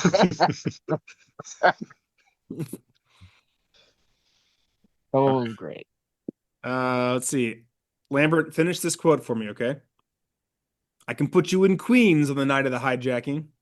Really? I live in Queens. Did you put that together yourself, Einstein? What do you got? A team of monkeys working around the clock on this one? Yeah, I wrote that one down too. One, you know what happens if you do another turn in the joint? Fuck your father in the shower and then have a snack? You gonna charge me, dickhead? Thank you. Charge you when I'm good and ready. With what? You know damn well, dead man. And then they switch to Keaton, obviously. Yeah. Here, Yeah. you finish. Hellbrain, you finish this one. Man, I had a finger. I had a guy's finger up my asshole tonight. Is it Friday already? Yeah, and then he goes, yellow. He goes, Yeah, jump in. I love you. yellow. He goes, oh. Jesus. So terrible. I've only got Oh my one God. more. I've got a lot more. Okay, well, let me say my last one. Okay, I'll finish my last one. I'm gonna say it right now, but I want us to remember this quote because it's one of my nerd thoughts Yeah. because I'm very fascinated about this quote in general. First day on the job, you know what I learned? How to spot a murderer. Let's say you arrest three Mm. guys for the same killing. You put him in jail overnight. Next morning, whoever's sleeping is your man. You see, if you're guilty, you know you got caught. You get some rest. You let your guard down. So, Hmm. again, I want you to think about that quote. We're gonna circle back around at the end there. Yeah. Lambert quotes. All right. How about it, Keaton? You a lawyer's wife? What kind of retainer you giving her? I love that one. Um, this is another good I one. like Go ahead. Go ahead. I like when Verbal and everybody is sitting in the hotel and he looks up just like really nervous and says, "Who is Kaiser Soze?" Who's Kaiser Soze? Right, because he's never heard of the guy, anything. And so Right. And again, they're you always jump into who he is. he's always throwing us off the scent. And then there's Yeah, things filmmakers are doing that are like trying to pull us back towards him. So yeah, so well done. Yeah. yeah. Um, this like again, this is one from the New York's finest taxi service scene, and this is one that like you people know who the fuck I am? We do now, jerk off. Now we do, Drew. Yeah. Fucking, Yeah. it's so good. Yeah. Um, I have a couple short ones. I don't know if I told you the Loch Ness Monster hired me to hit the harbor, would you? What would you say? Yeah. Um, Old MacDonald had a farm, E-I-E-I-O, and on that farm he shot some guys. Yeah. Bada boom, bada Bada bing. boom, bada bing, bang, boom. Um, Oh What's wrong? The funniest thing. strangest thing. oh, yeah, The strangest that thing. was crazy. A rumor's not a rumor that doesn't die. Hmm. I like that line because that's one of the last things Kuyan says. Another one from Kuyan. Again, it's a mild speech, but whatever. Not from me. You get no immunity from me, you piece of shit. Every Mm. criminal I've put in prison, every cop that owes me a favor, every creeping scumbag that walks the streets for a living will know the name of Verbal Kint. Verbal Kint. Now you talk to me, or that precious immunity they seem so fit to grant you won't be worth the paper that the contract put on your life and is printed on. Fuck yeah. That's a threat. So Kaiser Soze, you'd so be arrogant, man. That's a threat. Oh, so arrogant. Love it. Um, yeah. I wrote down another one. I'm not gonna read that one. Oh, gee, thanks, Dave. Bang up job so far. Extortion, coercion. You'll pardon my ass if I ask you to kiss my pucker. The same fuckers that rounded us out and sank us in this mess are trying to bail me out. Fuck you. You think you can catch Kaiser Soze? You think a guy like that comes this close to getting caught and sticks his head out? If he comes up for anything, it'll be get rid of me. After that, my guess is you'll never hear from him again. Yep. True. That's what True story. All right, I'm done. you're canceled. What do we need to get rid of? Is there anything that you're like, yeah, they probably cut that out? I only had one thing, which is I do think that Kuyan yelling out, the cripple, the cripple. Did you see him? He's referred to as a Wow. cripple quite a bit I in Throughout this the movie. think entire movie. you probably cut that part out. The cripple from New York is in there, right? Yeah. Yeah. Like that's what he's referred to before they even know his name. Yeah. Oh yeah. And I was thinking about that once. Like they would want to change that today for sure. That would be like the first thing they look at. I don't know Mhm. how you sell us on the weakness of whoever is playing Verbal Kent without that piece. Because you could make him just like completely stupid, I guess, but I I feel think like that doesn't do the same thing. I don't think you would change the fact that he is like, Disabled or something like able that. in some way. And I think that it's actually if you have the criminals calling him that would check out because but Don't. not the God, those are cops. horrible people. That's why I Yeah. said specifically Huyan pointing out. Not the Have you seen FBI him? agents Have you seen and the him? police officers Yeah. are all referring to him as the cripple from New York. Yeah, Yeah, that's where's the not gonna cripple? Like I'm like, okay, maybe he's not yelling that in the police, the police station. station as loud as he can. That's fair. So that's what I That's would cut out. fair. You guys have anything else you cut out? Does he? And this is actually a question the more I think about it. In his past, does he kill his wife and kids? Like, is that something that makes the cut now? Or could you reinforce like what kind of person he is by him doing something other than murdering his family? Is that kind of what you're saying? Yeah, yeah. I Like think you I could. feel like I think you certainly could. Like you could portray his ruthlessness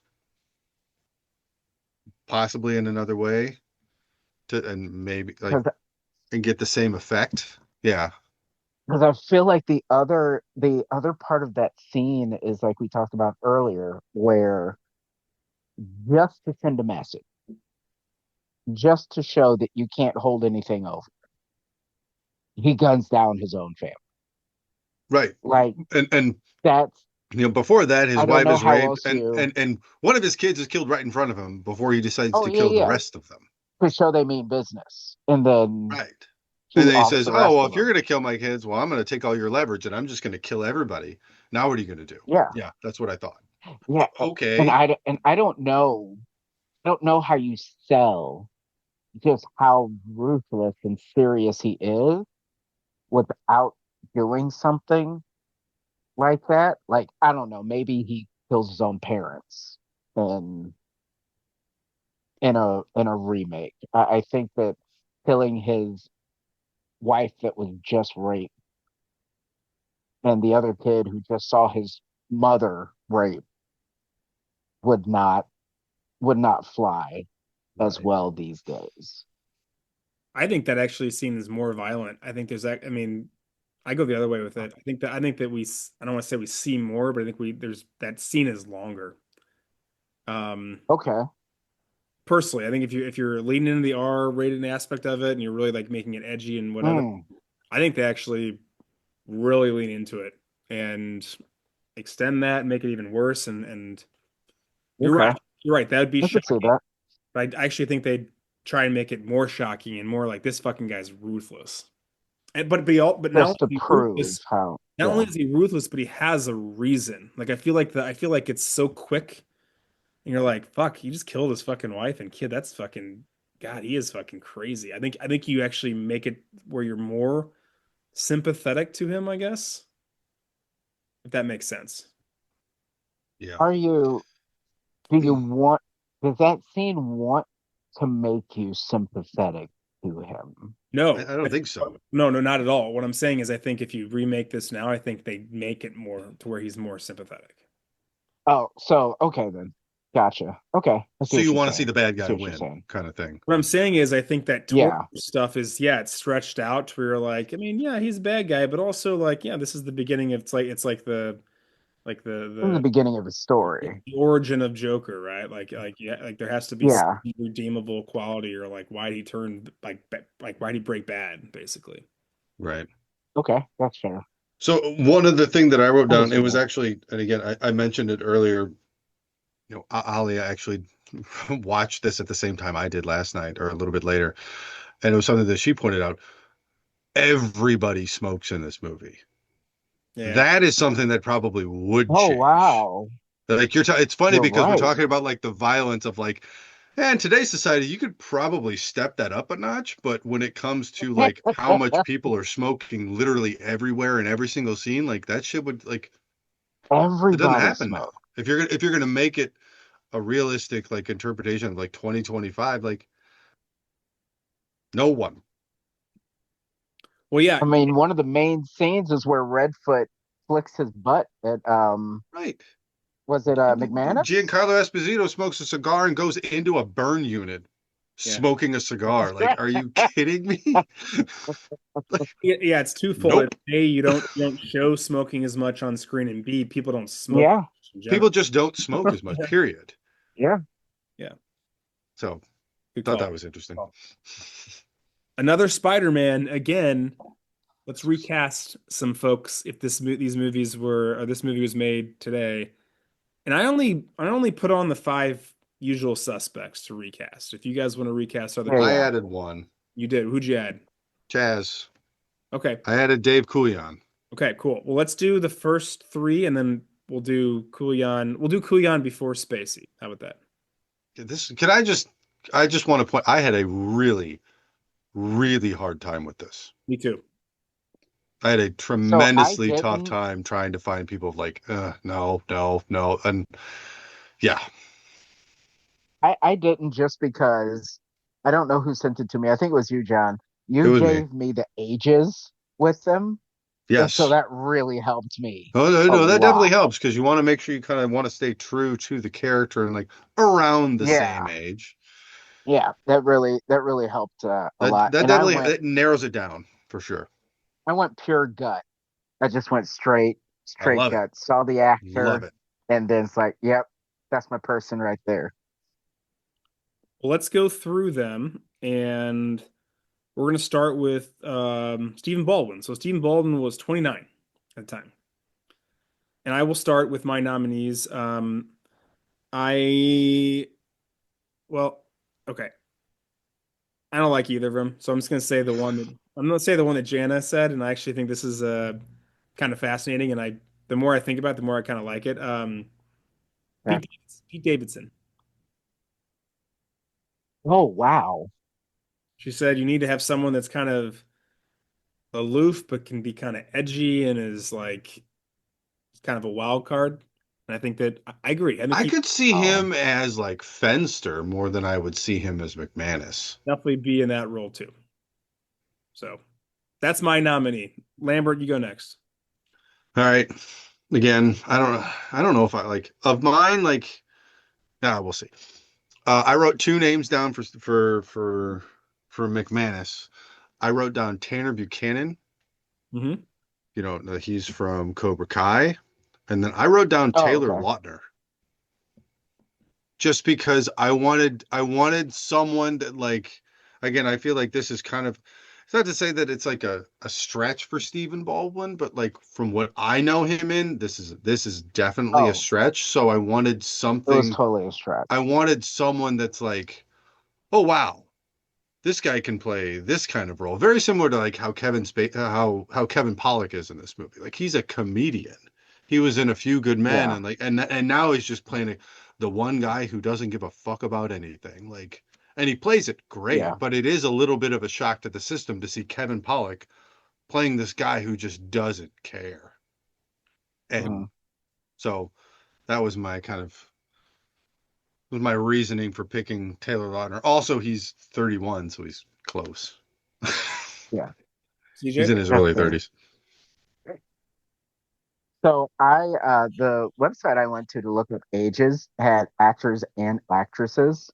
I love it. So I went Tony, I don't know how to say his name, Revolori. He's in the new Spider-Man franchise. The Who? Flash Thompson. Yeah, yeah. He's good.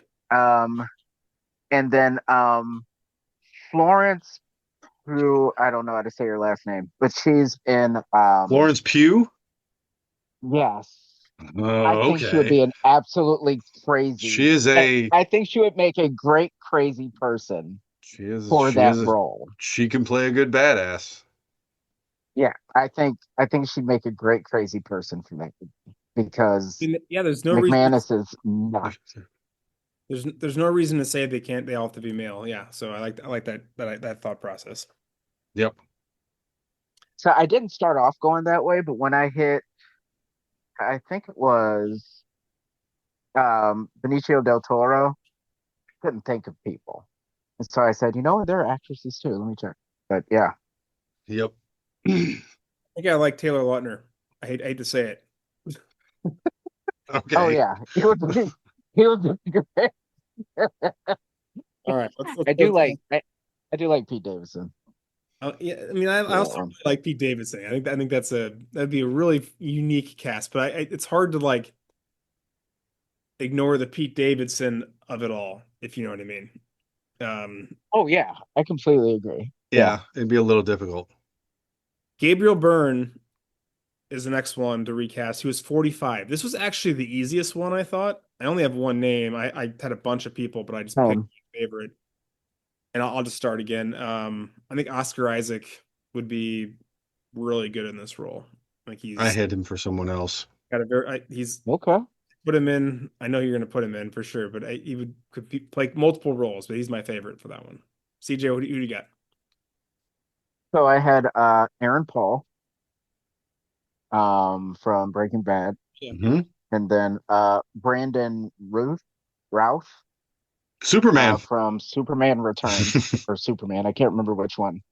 But I think you need somebody who is, like we talked about earlier, straight laced, not, I mean, they're going to play it as a person who doesn't have a funny bone in their body, like the whole bit. I think that those two were the first ones that popped into my head. Okay, good. Lambert. I also had two names, and I had Benedict Cumberbatch and Colin Farrell. Mm, Benedict Cumberbatch would be amazing for that. yeah, I think I like Colin Farrell too, but I think Cumberbatch is incredible pick. Yeah, that's solid. He's got that dramatic, like straight lace to him. I don't know. I like Yes. to see him But in he a can play it, but he could be a dick, but he can also play it straight. Yeah.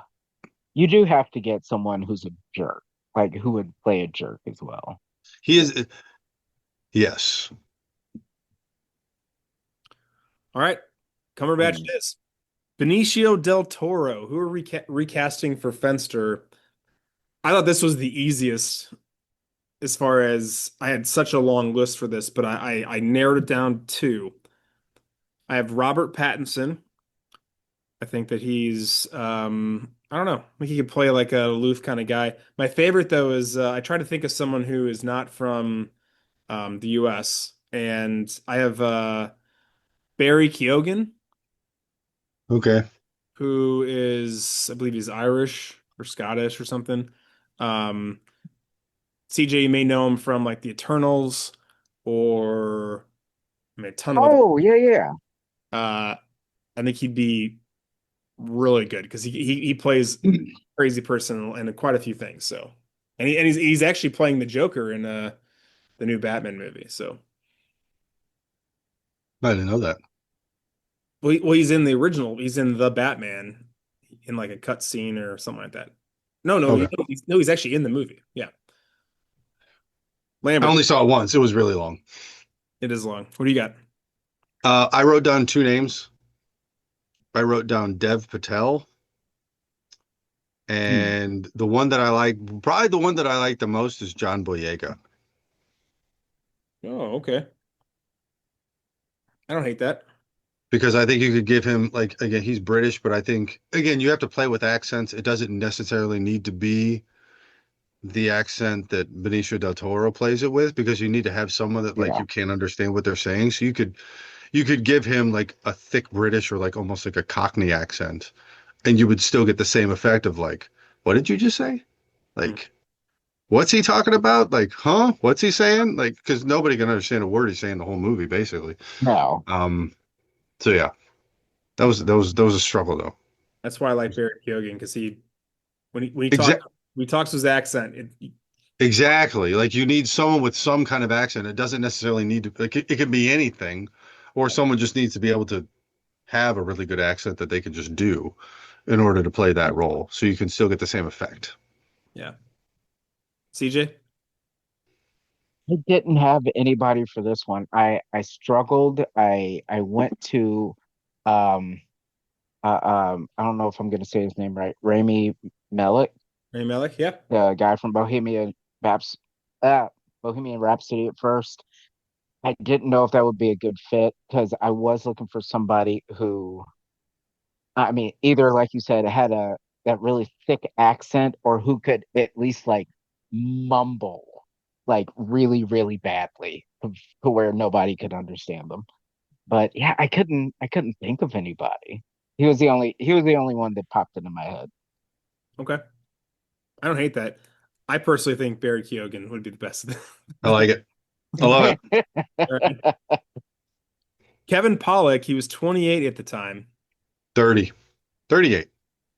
38. Oh yeah, you're right. I fucked that. Well, my numbers actually, you know what's funny is that for Kevin Pollak, I actually looked up 30-year-olds because I Perfect. he was 38. Yeah, my math was wrong. So who we got? You want to go first, Lambert? Yeah, I can go first. I wrote down two names. Okay. I wrote down Jonah Hill and I wrote down Donald Glover. Oh man. Okay. Okay. CJ, you want to add to that list? So I had Josh Peck from Drake and Josh. Mm-hmm. Okay. Yep. So that was the first one that popped into my mind. Okay. I only have one other one. I have Jeremy Allen White. And I know that he's not a comedian, but I thought he would be. I'm thinking about someone who can be just a off the rail like fucking badass dickhead. And Yeah. the more I think about it, I actually think he'd be better at McManus as Stephen Baldwin. Um, He probably would be. I think I like Donald I Glover. I like think I like Donald I Glover. was just about to say that.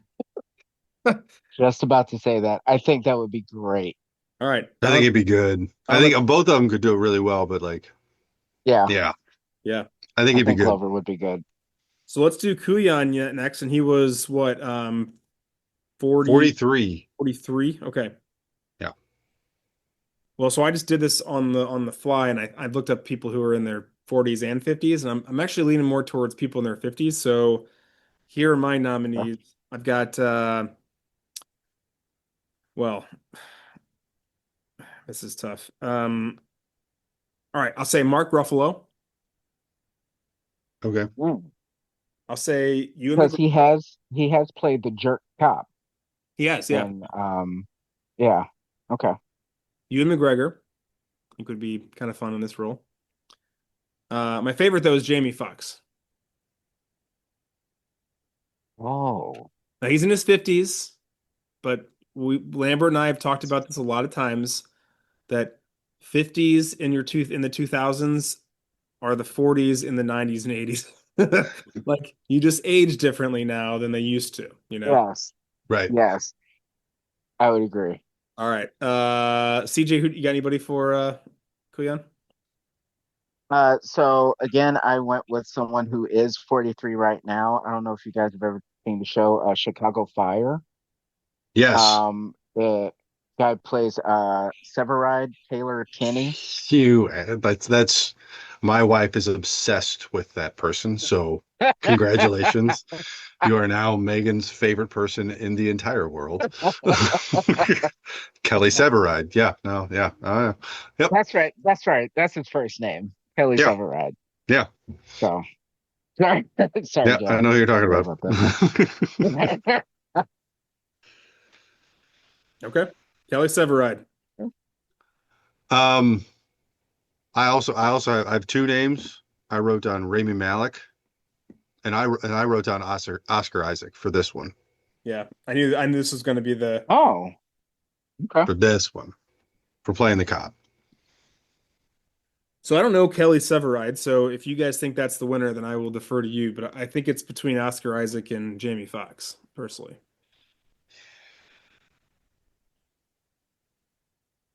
I Would mean, I think Jamie Foxx be like too prone to, I guess, well, goofiness? I just think that he's That's really not the good. right word I'm looking for, though. I think that he's good. yeah, I don't know. He can do some But he can- He's powerful got things. He range. can do some he's got range. I mean, did you like? I mean, Yeah. but he can do these grandstanding speeches and like take over and be like, "I know you thought, Oh, yeah. That motherfucker, is actually, true. this is what like a more subdued Samuel Jackson type performance, like where Yeah. right, Yeah. you're like, oh man, less f bombs. and just be like, oh fuck, he got you, got him, you know. Yeah. Yeah, that is a good point. But Like again, he was great in Collateral Yeah. with Tom Cruise. but I always love Oscar Isaac. And And he was awesome in Django. I mean, Yeah. he was really that good was in such a good Django. movie. Yeah. That was such a good movie. All right, CJ, you be the tiebreaker. You pick Jamie Foxx or Oscar Isaac. I would have to go Jamie Foxx. Boom. Love it. The I think most he'd be great.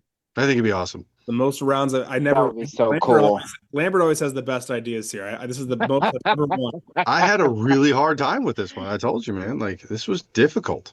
I've gotten like three through, and this is like, or no, two through, and this is by far the best I've ever done.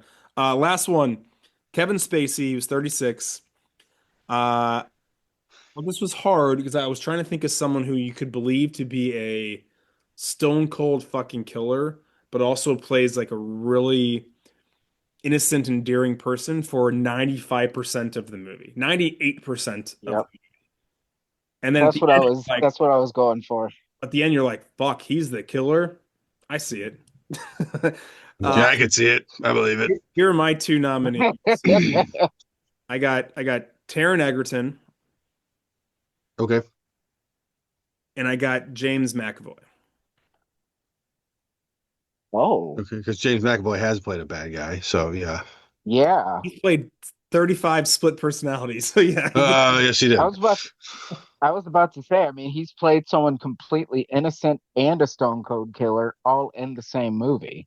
All in like the same scene. I mean, yeah, that's Uh, solid. I could see that. all right. So what do you guys got? CJ, what do you got? So I've got Milo Ventimiglia, Yeah.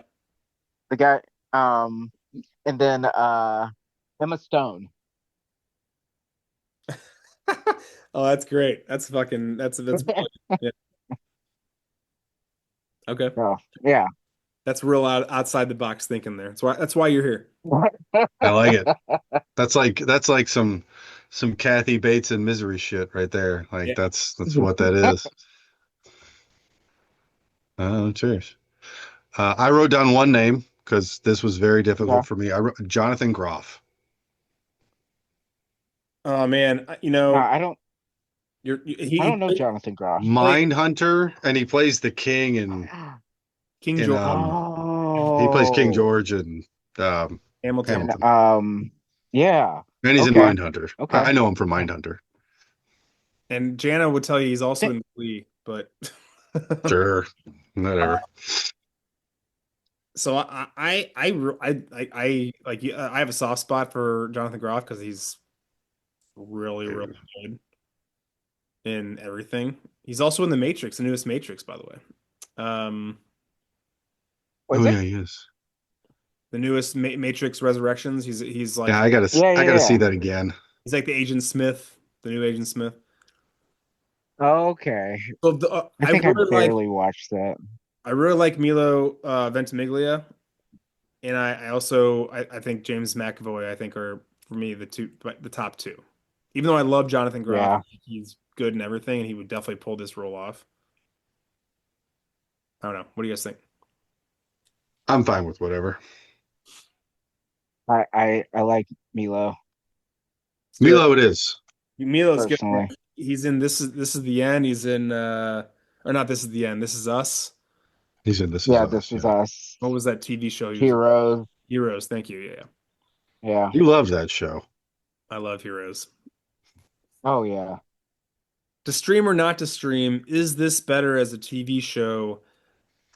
I said no, but I do think I'd be curious to see this if they were to do like a 10 episode show on Netflix. But hold on, hear me out, Lamb. You're already shaking your head no. But You're right. either it's stretched out to where each episode, or it could be each season is a flashback to all of the usual suspects and their life as a criminal. Like this is what see, I would be really good working for like a studio in that how can we stretch IP into 16 different properties? Yeah. and this is how you would do How it. can we milk this for Let's as take a much single money as book, possible? The Hobbit, and turn it into 3 movies. Seriously. That's you right there. Oh my It's gonna be seven and a gosh. half hours of 150 pages. That's how we're gonna stretch this fucker out. That Let's was just that let's was get it done. insane.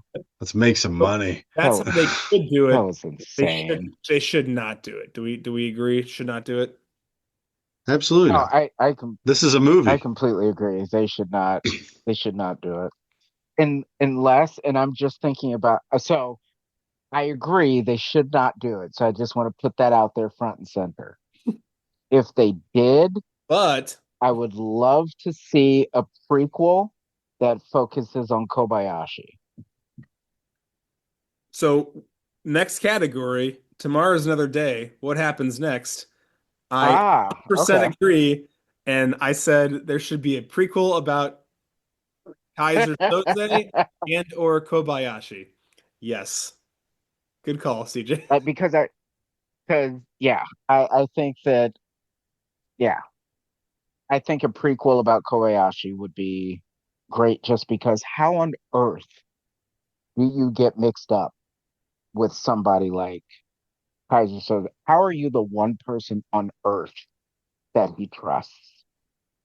I think it's fascinating that Like, what's the story behind that? I love that you chose Kobayashi because it's easy. I mean, I'd said prequel about Kaiser Soze, but like that's actually a much more fun like perspective. Like how do you make a deal with the devil, right? Like how like Yeah, Mhm.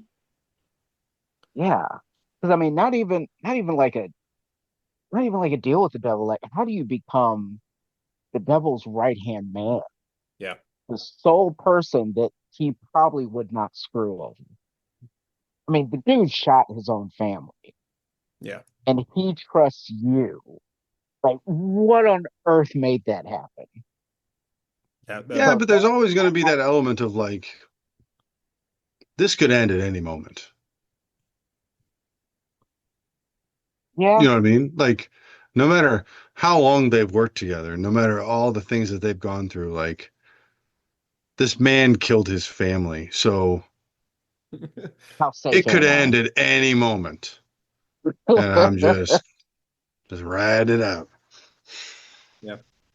I Yeah, also had for a sequel of maybe Kuyan trying to track down Kaiser Soze. I think I Oh, that's what I wrote down. okay. All right. okay, I'd like to see that cat yeah. and mouse Well, chase. it would be a combination of Jack Bayer's character. Give me some more Giancarlo Esposito and Dave Coulion. I even entitled it The Hunt for Kaiser Soze. Well, Do you have a because script written or anything? conceivably, again, you don't know, but like he doesn't know that someone else survived. So he doesn't know that there is now a sketch that exists of his face. So people know what he look like. I mean, people know what he looks like. Like they put two and two together, and now his identity is known and everything like that. So he may or may not know that that actually happened. So it'd be a combination of the FBI and the customs agencies trying to track him down Track him down. and bring him to justice. I said, and then I said, but then again, like Kaiser Soze would leave the U.S. immediately, go to a Oh yeah. non-extradition country, not Turkey, not Hungary, and not Argentina, and then just continue his criminal empire.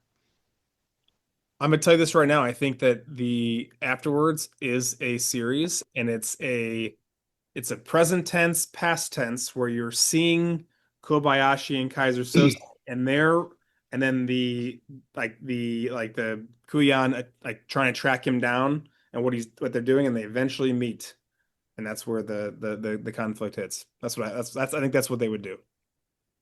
You could do Does it. one of them You could do take it out the three other? seasons. Well, yeah, eventually I think Kaiser Soze has to go, but Okay. I think I personally, well, I now think that we're talking about I like, think Julian goes too, honestly. I think Kaiser Soze has to go, but they leave it ambiguous as to whether he actually is gone. Yeah. I was just thinking Did that. they really get him? Yeah. Yeah. I Or think it They might leave be a one of shred of those. doubt. I don't know how minute, but Yeah. they would, or, if you're going to do it right, you would leave a shred of doubt that like, Yeah. maybe I think you maybe have to make people like second the, guess.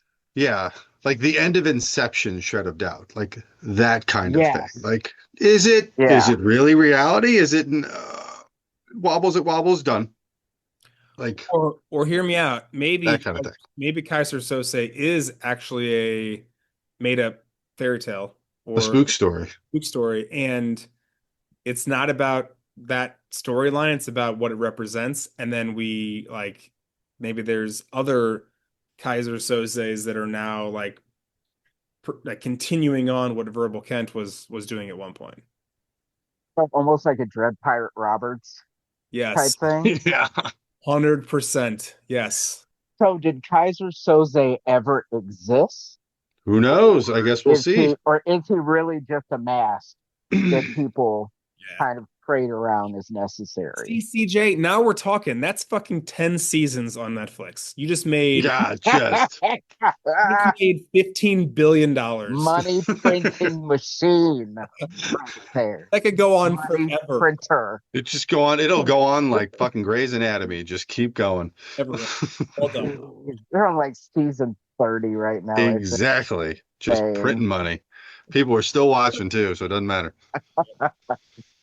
All right, nerd facts. Yeah. Lambert, start us out.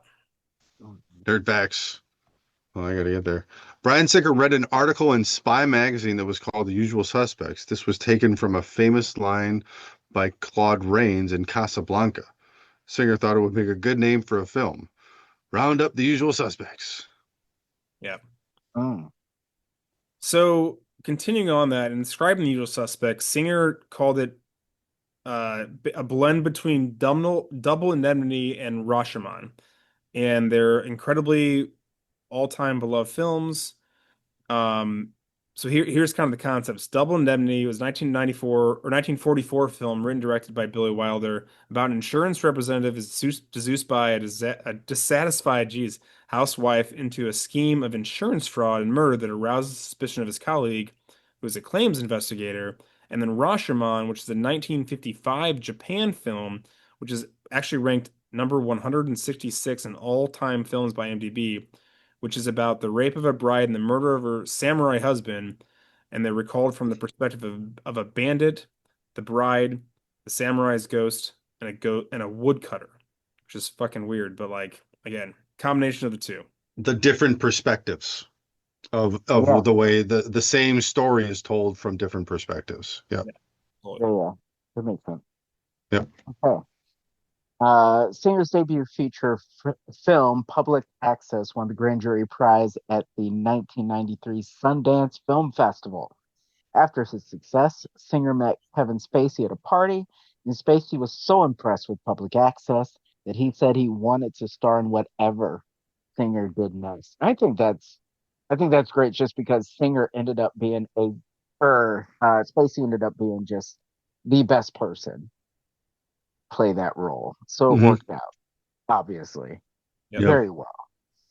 Speaking of Public Access, Christopher McQuarrie, who wrote the script for Public Access, was asked at Sundance what was next for him and Singer. The screenwriter answered almost flippantly, I guess it's about a bunch of criminals who meet in a police lineup. Singer had the poster images in his mind and worked backwards from there. McQuarrie also brought in aspects of previous screenplay of his that involved a man murdering his family and disappearing. What an awesome movie poster, by the way. Got to be top 10. Oh, yeah. It's a great movie poster. Oh, it's a great movie poster. Definitely. Immediately recognizable. Yeah.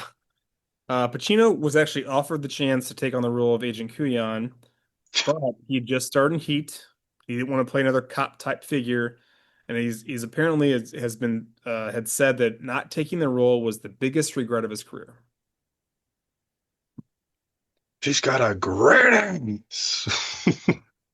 Got your head all the way up it. Give me all you got. Just hilarious. Sorry. But whenever I think of Pacino, I automatically think of Devil's Advocate. I think Scent of a Woman. Mm. Yeah, I don't want to be Or like Godfather. Godfather. Oh, Godfather. Yeah. Yeah. All right. Singer wanted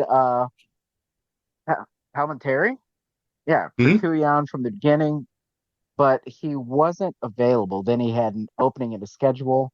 But Palminteri, am I saying the name right? Yeah, you're saying it right. Um, Only had a week of availability. They made it work. Getting Palminteri signed on is what helped the usual suspects secure financing. I think I read that. Yeah, they filmed all his stuff just I mean, that makes sense. At the end of the day, he wasn't in a huge part of it. He Like was as one of the, far as he was one of the more well-known people at the time. yeah, Yep. yeah, Yeah. And he was only in the police station. yeah. Yeah, Well, and that one scene in the restaurant, right. and that was it. I Oh think. yeah, Yeah, because that's he right. Where because they he where they arrests catch him. he Yeah, arrests Keaton in the restaurant, but like other than that, he's in the police station, and that's it. yeah. It's just the one room the entire time, pretty And much. Yep. 10 days of filming max. Right.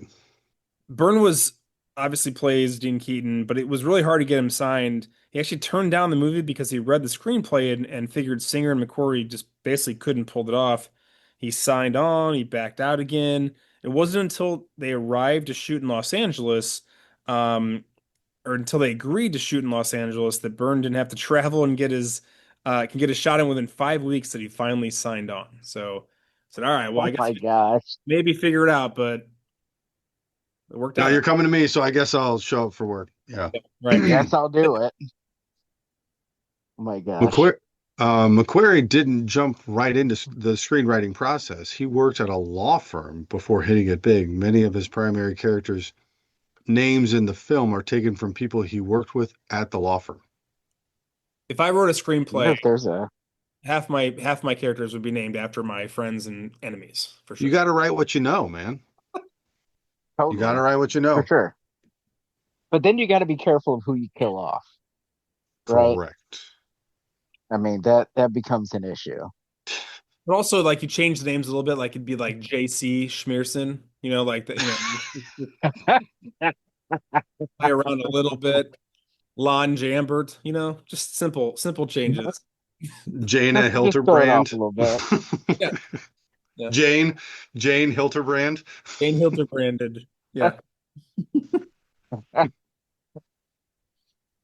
All right. Christopher McQuarrie had previously worked for a detective agency, and this influenced the depiction of criminals and law enforcement officials in the script. I feel like he did have a pretty He had good a lot beat of on experience. This dude cops. Yeah. worked for a law firm, detective agency, and then also apparently the it was inspired by a man named John List for Kaiser Soze, who murdered his family and disappeared for 17 years. Interesting. So, who is Kaiser Um, Soze? This is the question the usual suspects is built around, and eventually we do find out who it is. McQuarrie's boss at the law firm was named Kaiser Sume, I guess, but the screenwriter decided to I'm tweak the assuming. name because he was worried about ruffling feathers. Uh-huh. Soze is a Turkish word that roughly translates to talks too much. If you knew that, you may have figured out that why his character's nickname was Verbal. Yeah. And there's more to Oh, that. I'm gonna share that later on as far as like how maybe they led you to guess who the actual Kaiser Soze was, but it's kind of cleverly done. So It is cleverly done. uh, let me see. 525, so minute 525 through 805. Verbal Kent is the only one not shown getting arrested for the lineup at the beginning of the movie. I think you talked about that a little bit earlier, Justin. yeah, there's a lot of that as far as Verbal Yeah. being left out of certain things and taking. He just kind of shows up. Yep. He's just kind of here. So in 2005, Kevin Spacey was on the Colbert Report, and he revealed that Bryan Singer managed to convince every one of the major actors that they were Kaiser Soze. Apparently, when it was finally shown to the entire company, Gabriel Byrne was so stunned when he found he was not Kaiser Soze that he kind of got into an argument with singer in the parking lot. That's funny. So going back to the other one, another scene, you don't see Verbal getting interrogated. You see all the other four getting interrogated. He never gets interrogated, so you don't see him getting arrested, and you don't see him getting interrogated. But That is true. he shows up in the holding cell. Should have been a moment where we're like, that guy's he's guilty. Right, guilty, right there, guilty. um, in the climactic gunfight at the pier, every shot shown as an apparent POV shot from Kaiser Soze's perspective is directly preceded by Verbal Kint being on screen. Mm-hmm, mm-hmm. Like we were talking about earlier, when he won the Academy Award for Best Supporting Actor, Kevin Spacey famously said, "Well, whoever Kaiser Soze is, I can tell you, he's gonna get gloriously drunk tonight." It's a good speech. That's fair. That's, So Redfoot flicks a cigarette, hits McManus in the face. That wasn't supposed to happen because you can't really aim a cigarette very well. And Stephen Baldwin's, Amateurs, yeah, you can. well, I mean, fucking amateur. Fucking amateurs. Baldwin's reaction is genuine because he didn't expect to get hit in the face with a cigarette. I don't think anyone ever does. I don't think anybody ever does either. Is it Friday already? Yeah, I think that's fair. So some last minute editing was done to the film to lead people to believe that Keaton is Soze. One person who thought that was the case obviously burned. And he didn't find out until he saw the movie. We talked about that. That is rough. That is rough. That is rough. But that's also cool that like even the Yeah, actors didn't guy. know how the damn thing ended. That is true. I wonder how they played that out though, because Spacey is in so much of the movie, and But none of them are in that yeah, scene. And like that whole montage, all they did was just cut various elements of like stuff that they had already filmed. They just cut it all together. yeah, that is a good So they point. didn't So they yeah, didn't they were not in the room when that happened. So like Well, yeah, and when they could Pollock, have easily. in theory, the only person that would actually know is even though maybe you convince him that he doesn't know is Palminteri because he's the one that's asking like, did you see him? Which way did he go? Yeah, and again, yeah, that's a good point. like Kevin Pollock gets killed and he just opens and he's like, oh, and there's a light shines on him, he's dead. It's the what is this? What does Baldwin say? It's the or It's McManus. the strangest. It's the What strangest what the fuck's thing. going on? The strangest thing. Spencer's just Yeah, killed. and he Uh, just he's just killed, and then like again talking about the narrator, you're like, I don't really know if Keaton is actually the one who's killed it. If Verbal is led to believe that Keaton's being killed on the pier or on the boat, um, who's to say Keaton didn't fabricate that or make him think he got killed, right? I mean, like, so you don't really know. yeah, and it does show. It does show Kent um, looking through a very narrow spot, and so it would be very easy to assume Right. All that you it see is a wasn't guy actually shooting. You're like, I don't actually know if Keaton's like getting shot or whatever. You're led to believe that that Verbal is not very reliable yeah, he's hiding the entire time. and incompetent, frankly. Uh, That too. yeah. Kevin Spacey. Yep, Kevin Spacey met with doctors and experts on cerebral palsy to discuss how it might affect his characterization. That's smart. I actually appreciate when actors do that. He also shaved his shoe down because he dragged his foot. So like he shaved that shoe so it was a little bit more natural. So he just just kind of wore the shoe down. So it looked like he'd been doing that for Oh years. wow, Yeah. that's impressive.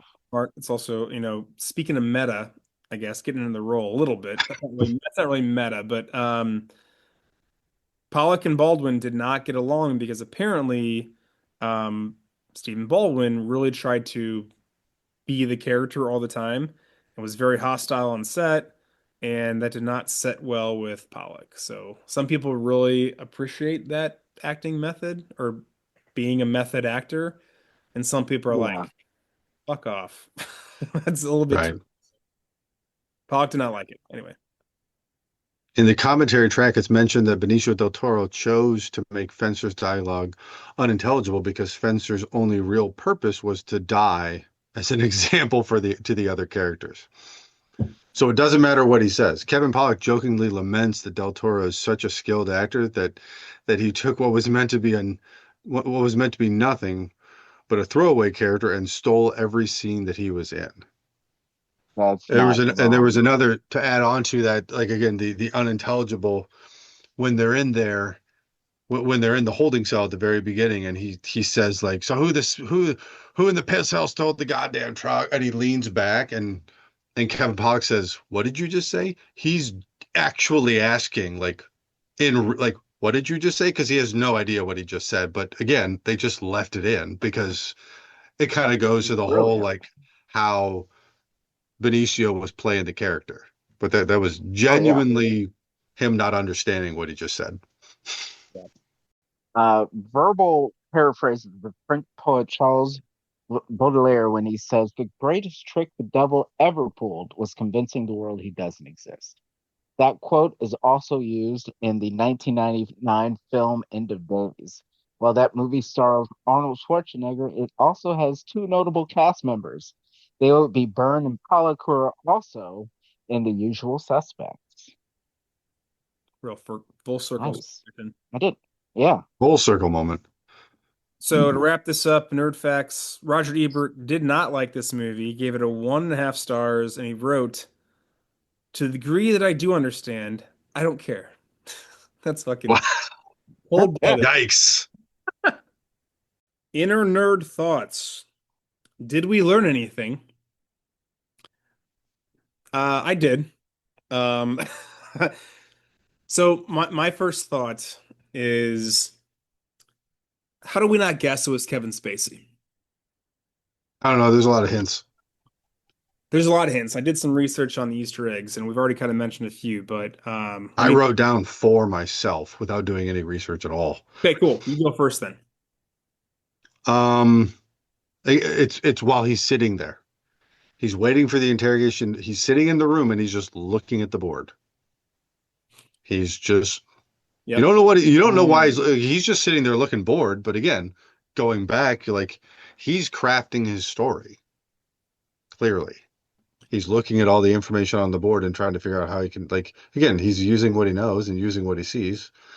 Um, Well, and- let me go right after that because it's really close to that moment where it's or right before that where it's the guy going Kaiser Soze, Kaiser Soze, and then the next scene is a fucking shot on Kevin Spacey. right. Yep. Oh, jeez. Yeah. The subtle glance, and it's really subtle, of looking at the bottom of the coffee cup Yeah. before it restarts. Mm. Before he restarts the story, like it just like he shifts his eyes for like a second, but he does shift his eyes. Telling Verbal that Keaton was dead. You can see the genuine surprise in Verbal's face because he told him something that he like throughout all his research on like Keaton, like, he didn't know that. So he was like you could see like a little bit of worry, like, is this story gonna fall apart? Like, how did I not know that and everything like that? And then a little bit later, he was smirking when Agent Kuyan was showing his clear bias against Keaton, and like he knew that like this story is going where I want it to go. He's going to take the bait, and he is going to lead himself to his own conclusion that Keaton was Kaiser Soze, and I'm going to get this guy off my scent because this is the right guy I need to be talking to, and he knew it was working. Yeah, I duped him. I duped him. So a few more things. We already mentioned that Soze in Turkish is translated talks too much. In the scene where Agent Kuyan is yelling at Verbal, he asks if he's sure Keaton is dead, and he says, I did kill Keaton," which is the true part. He actually did kill Keaton. Soze is seen wearing a gold watch and lighting a cigarette with a gold lighter, which is what eventually Verbal collects as he's checking out of the police station. There's apparently a part, and I try to watch at the end, but apparently there's a part where, at the very beginning of the movie, Verbal is like watching it through the ropes, but when he's walking to that area in his dream se or in his like storytelling area, he actually stops short and doesn't get to the part where he's looking through it. So he wasn't actually there is the implication. And Verbal famously says, "How do you shoot the devil in the back? What if you miss?" When more than once he demonstrated that he's a perfect shot, like when he Yeah, shoots, he shot that. shoots the drug He dealer in shot the back. that. Yep. He shot Saul right between the eyes. Like, Yes.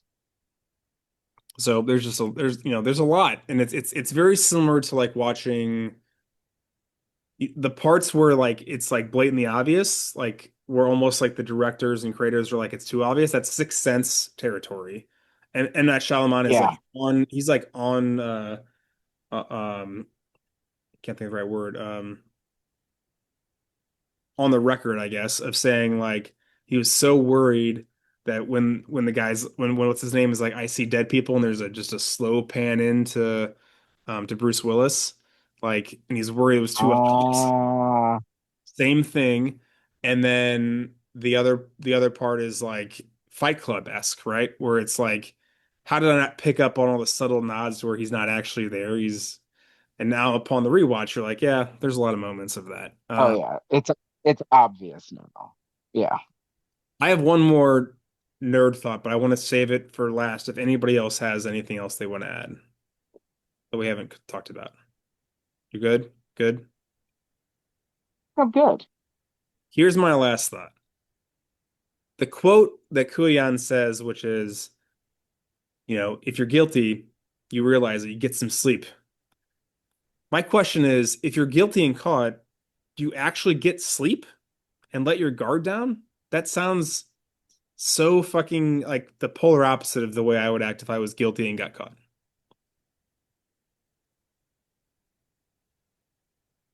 Yeah.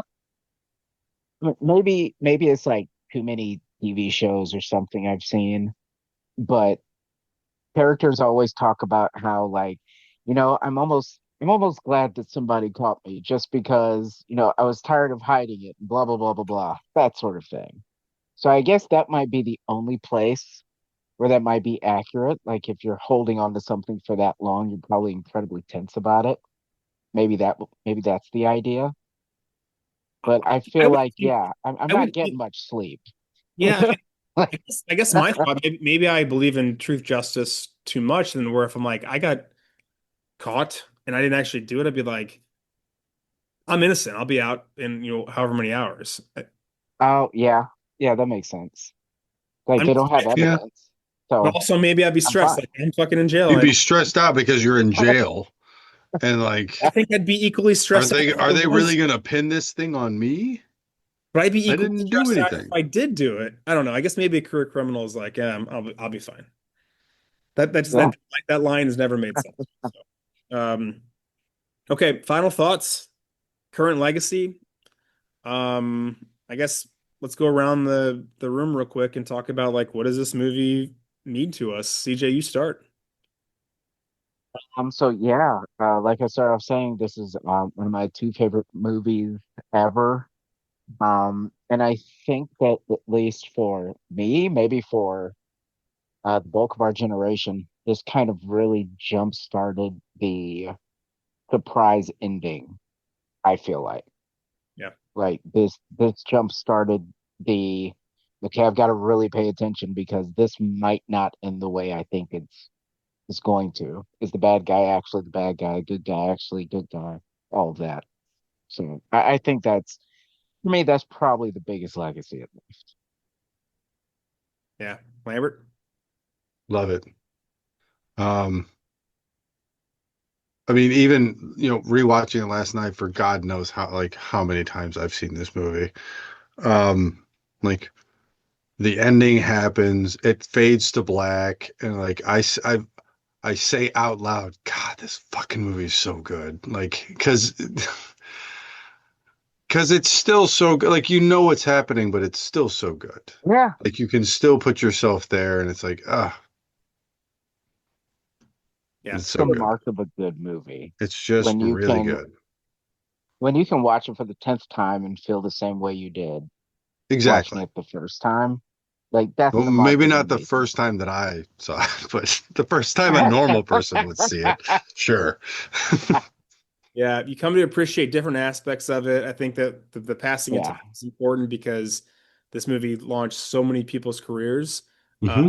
in front of yeah, the screen. And yeah, the idea of the shock ending, this is going to go down in history as I would say, top 10 shocking endings of all time, which is pretty fucking yeah. incredible for any film, period. So, well, uh, nerd outreach time. Of course, we always end with our thank yous. So, CJ, thank you for being here, man. This has been great. Yes. Thank you for Thanks for coming on. having me. This has been fun, guys. Good. Appreciate it. Well, your next homework assignment is to think of what's the next movie you want to be on with us and look at anniversaries or just favorite films or any Okay. reason for us to get together. Next time, it will not be on Zoom, it'll be in person. Yeah, it'll be in person next time, so that'll be we'll go to the studio. Looking forward to it. It'll be awesome. Lambert, thank you as always. Thank you. Quick. It's 2 days later, but my nephew turned 20. Adam, happy birthday. His birthday was on the 8th, so shout out to him. Awesome. Happy birthday, man. Happy birthday, Adam, for sure. I will say my aunt has told me that the Star Wars episode with all the Lamberts and me is her favorite episode of all time, and quote, do not try to do it again because apparently the magic will never be recaptured. So, um, No, I mean, we'll have some different Lamberts on eventually, but it won't be that. CJ, Was it all the Lamberts? CJ, there It was was every it Lambert was that you it know. was me, Andrew, Matt, and Adam, Oh and my my nephew. Like, goodness. it was all three. It was all four of us, And then me. So and then him. too many Poor Lamberts, but guy. apparently it A was lot of Lamberts. Lambert takeover. lightning in a bottle. Well, Lots of thoughts. thanks, Dan Karen, for always listening.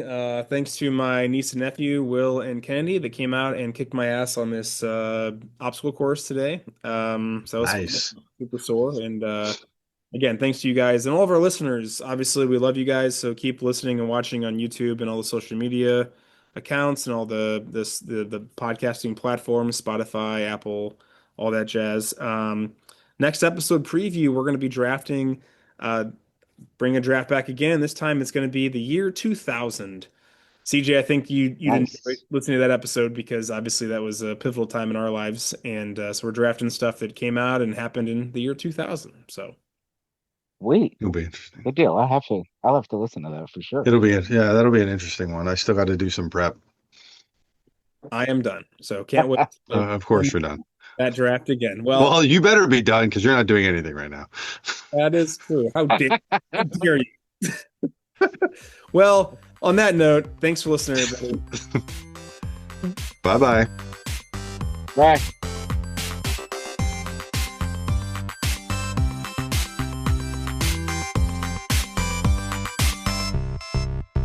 What's up, man? What's up, dude? Hey, what's up? What's up? My name is not Katie Pearson. I need to change It's that. not? No, it's all right.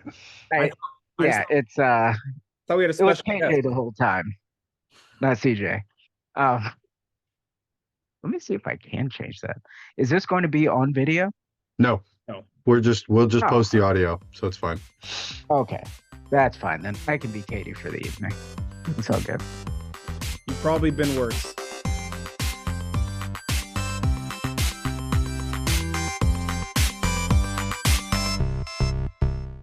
Hey, you've remembered the recording each time so far. I'm on top of it. I'm trying. So I only have one more shot to fuck it up.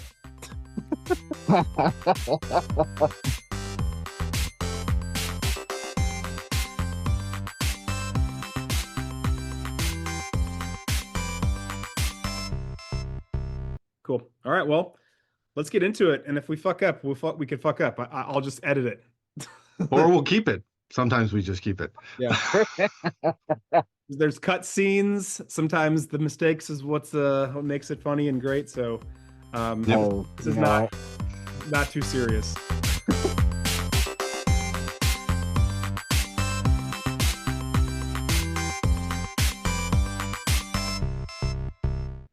Byrne has one of the key roles in the film as Gene Keaton. Wait, you just read that one. Sorry. No, No, he didn't. my bad. no, no, I didn't. Cut that. Cut that. This is me telling myself later on to cut that. I was preparing for the next one. I honestly thought Lambert was next. I apologize. My bad. You're fine, man.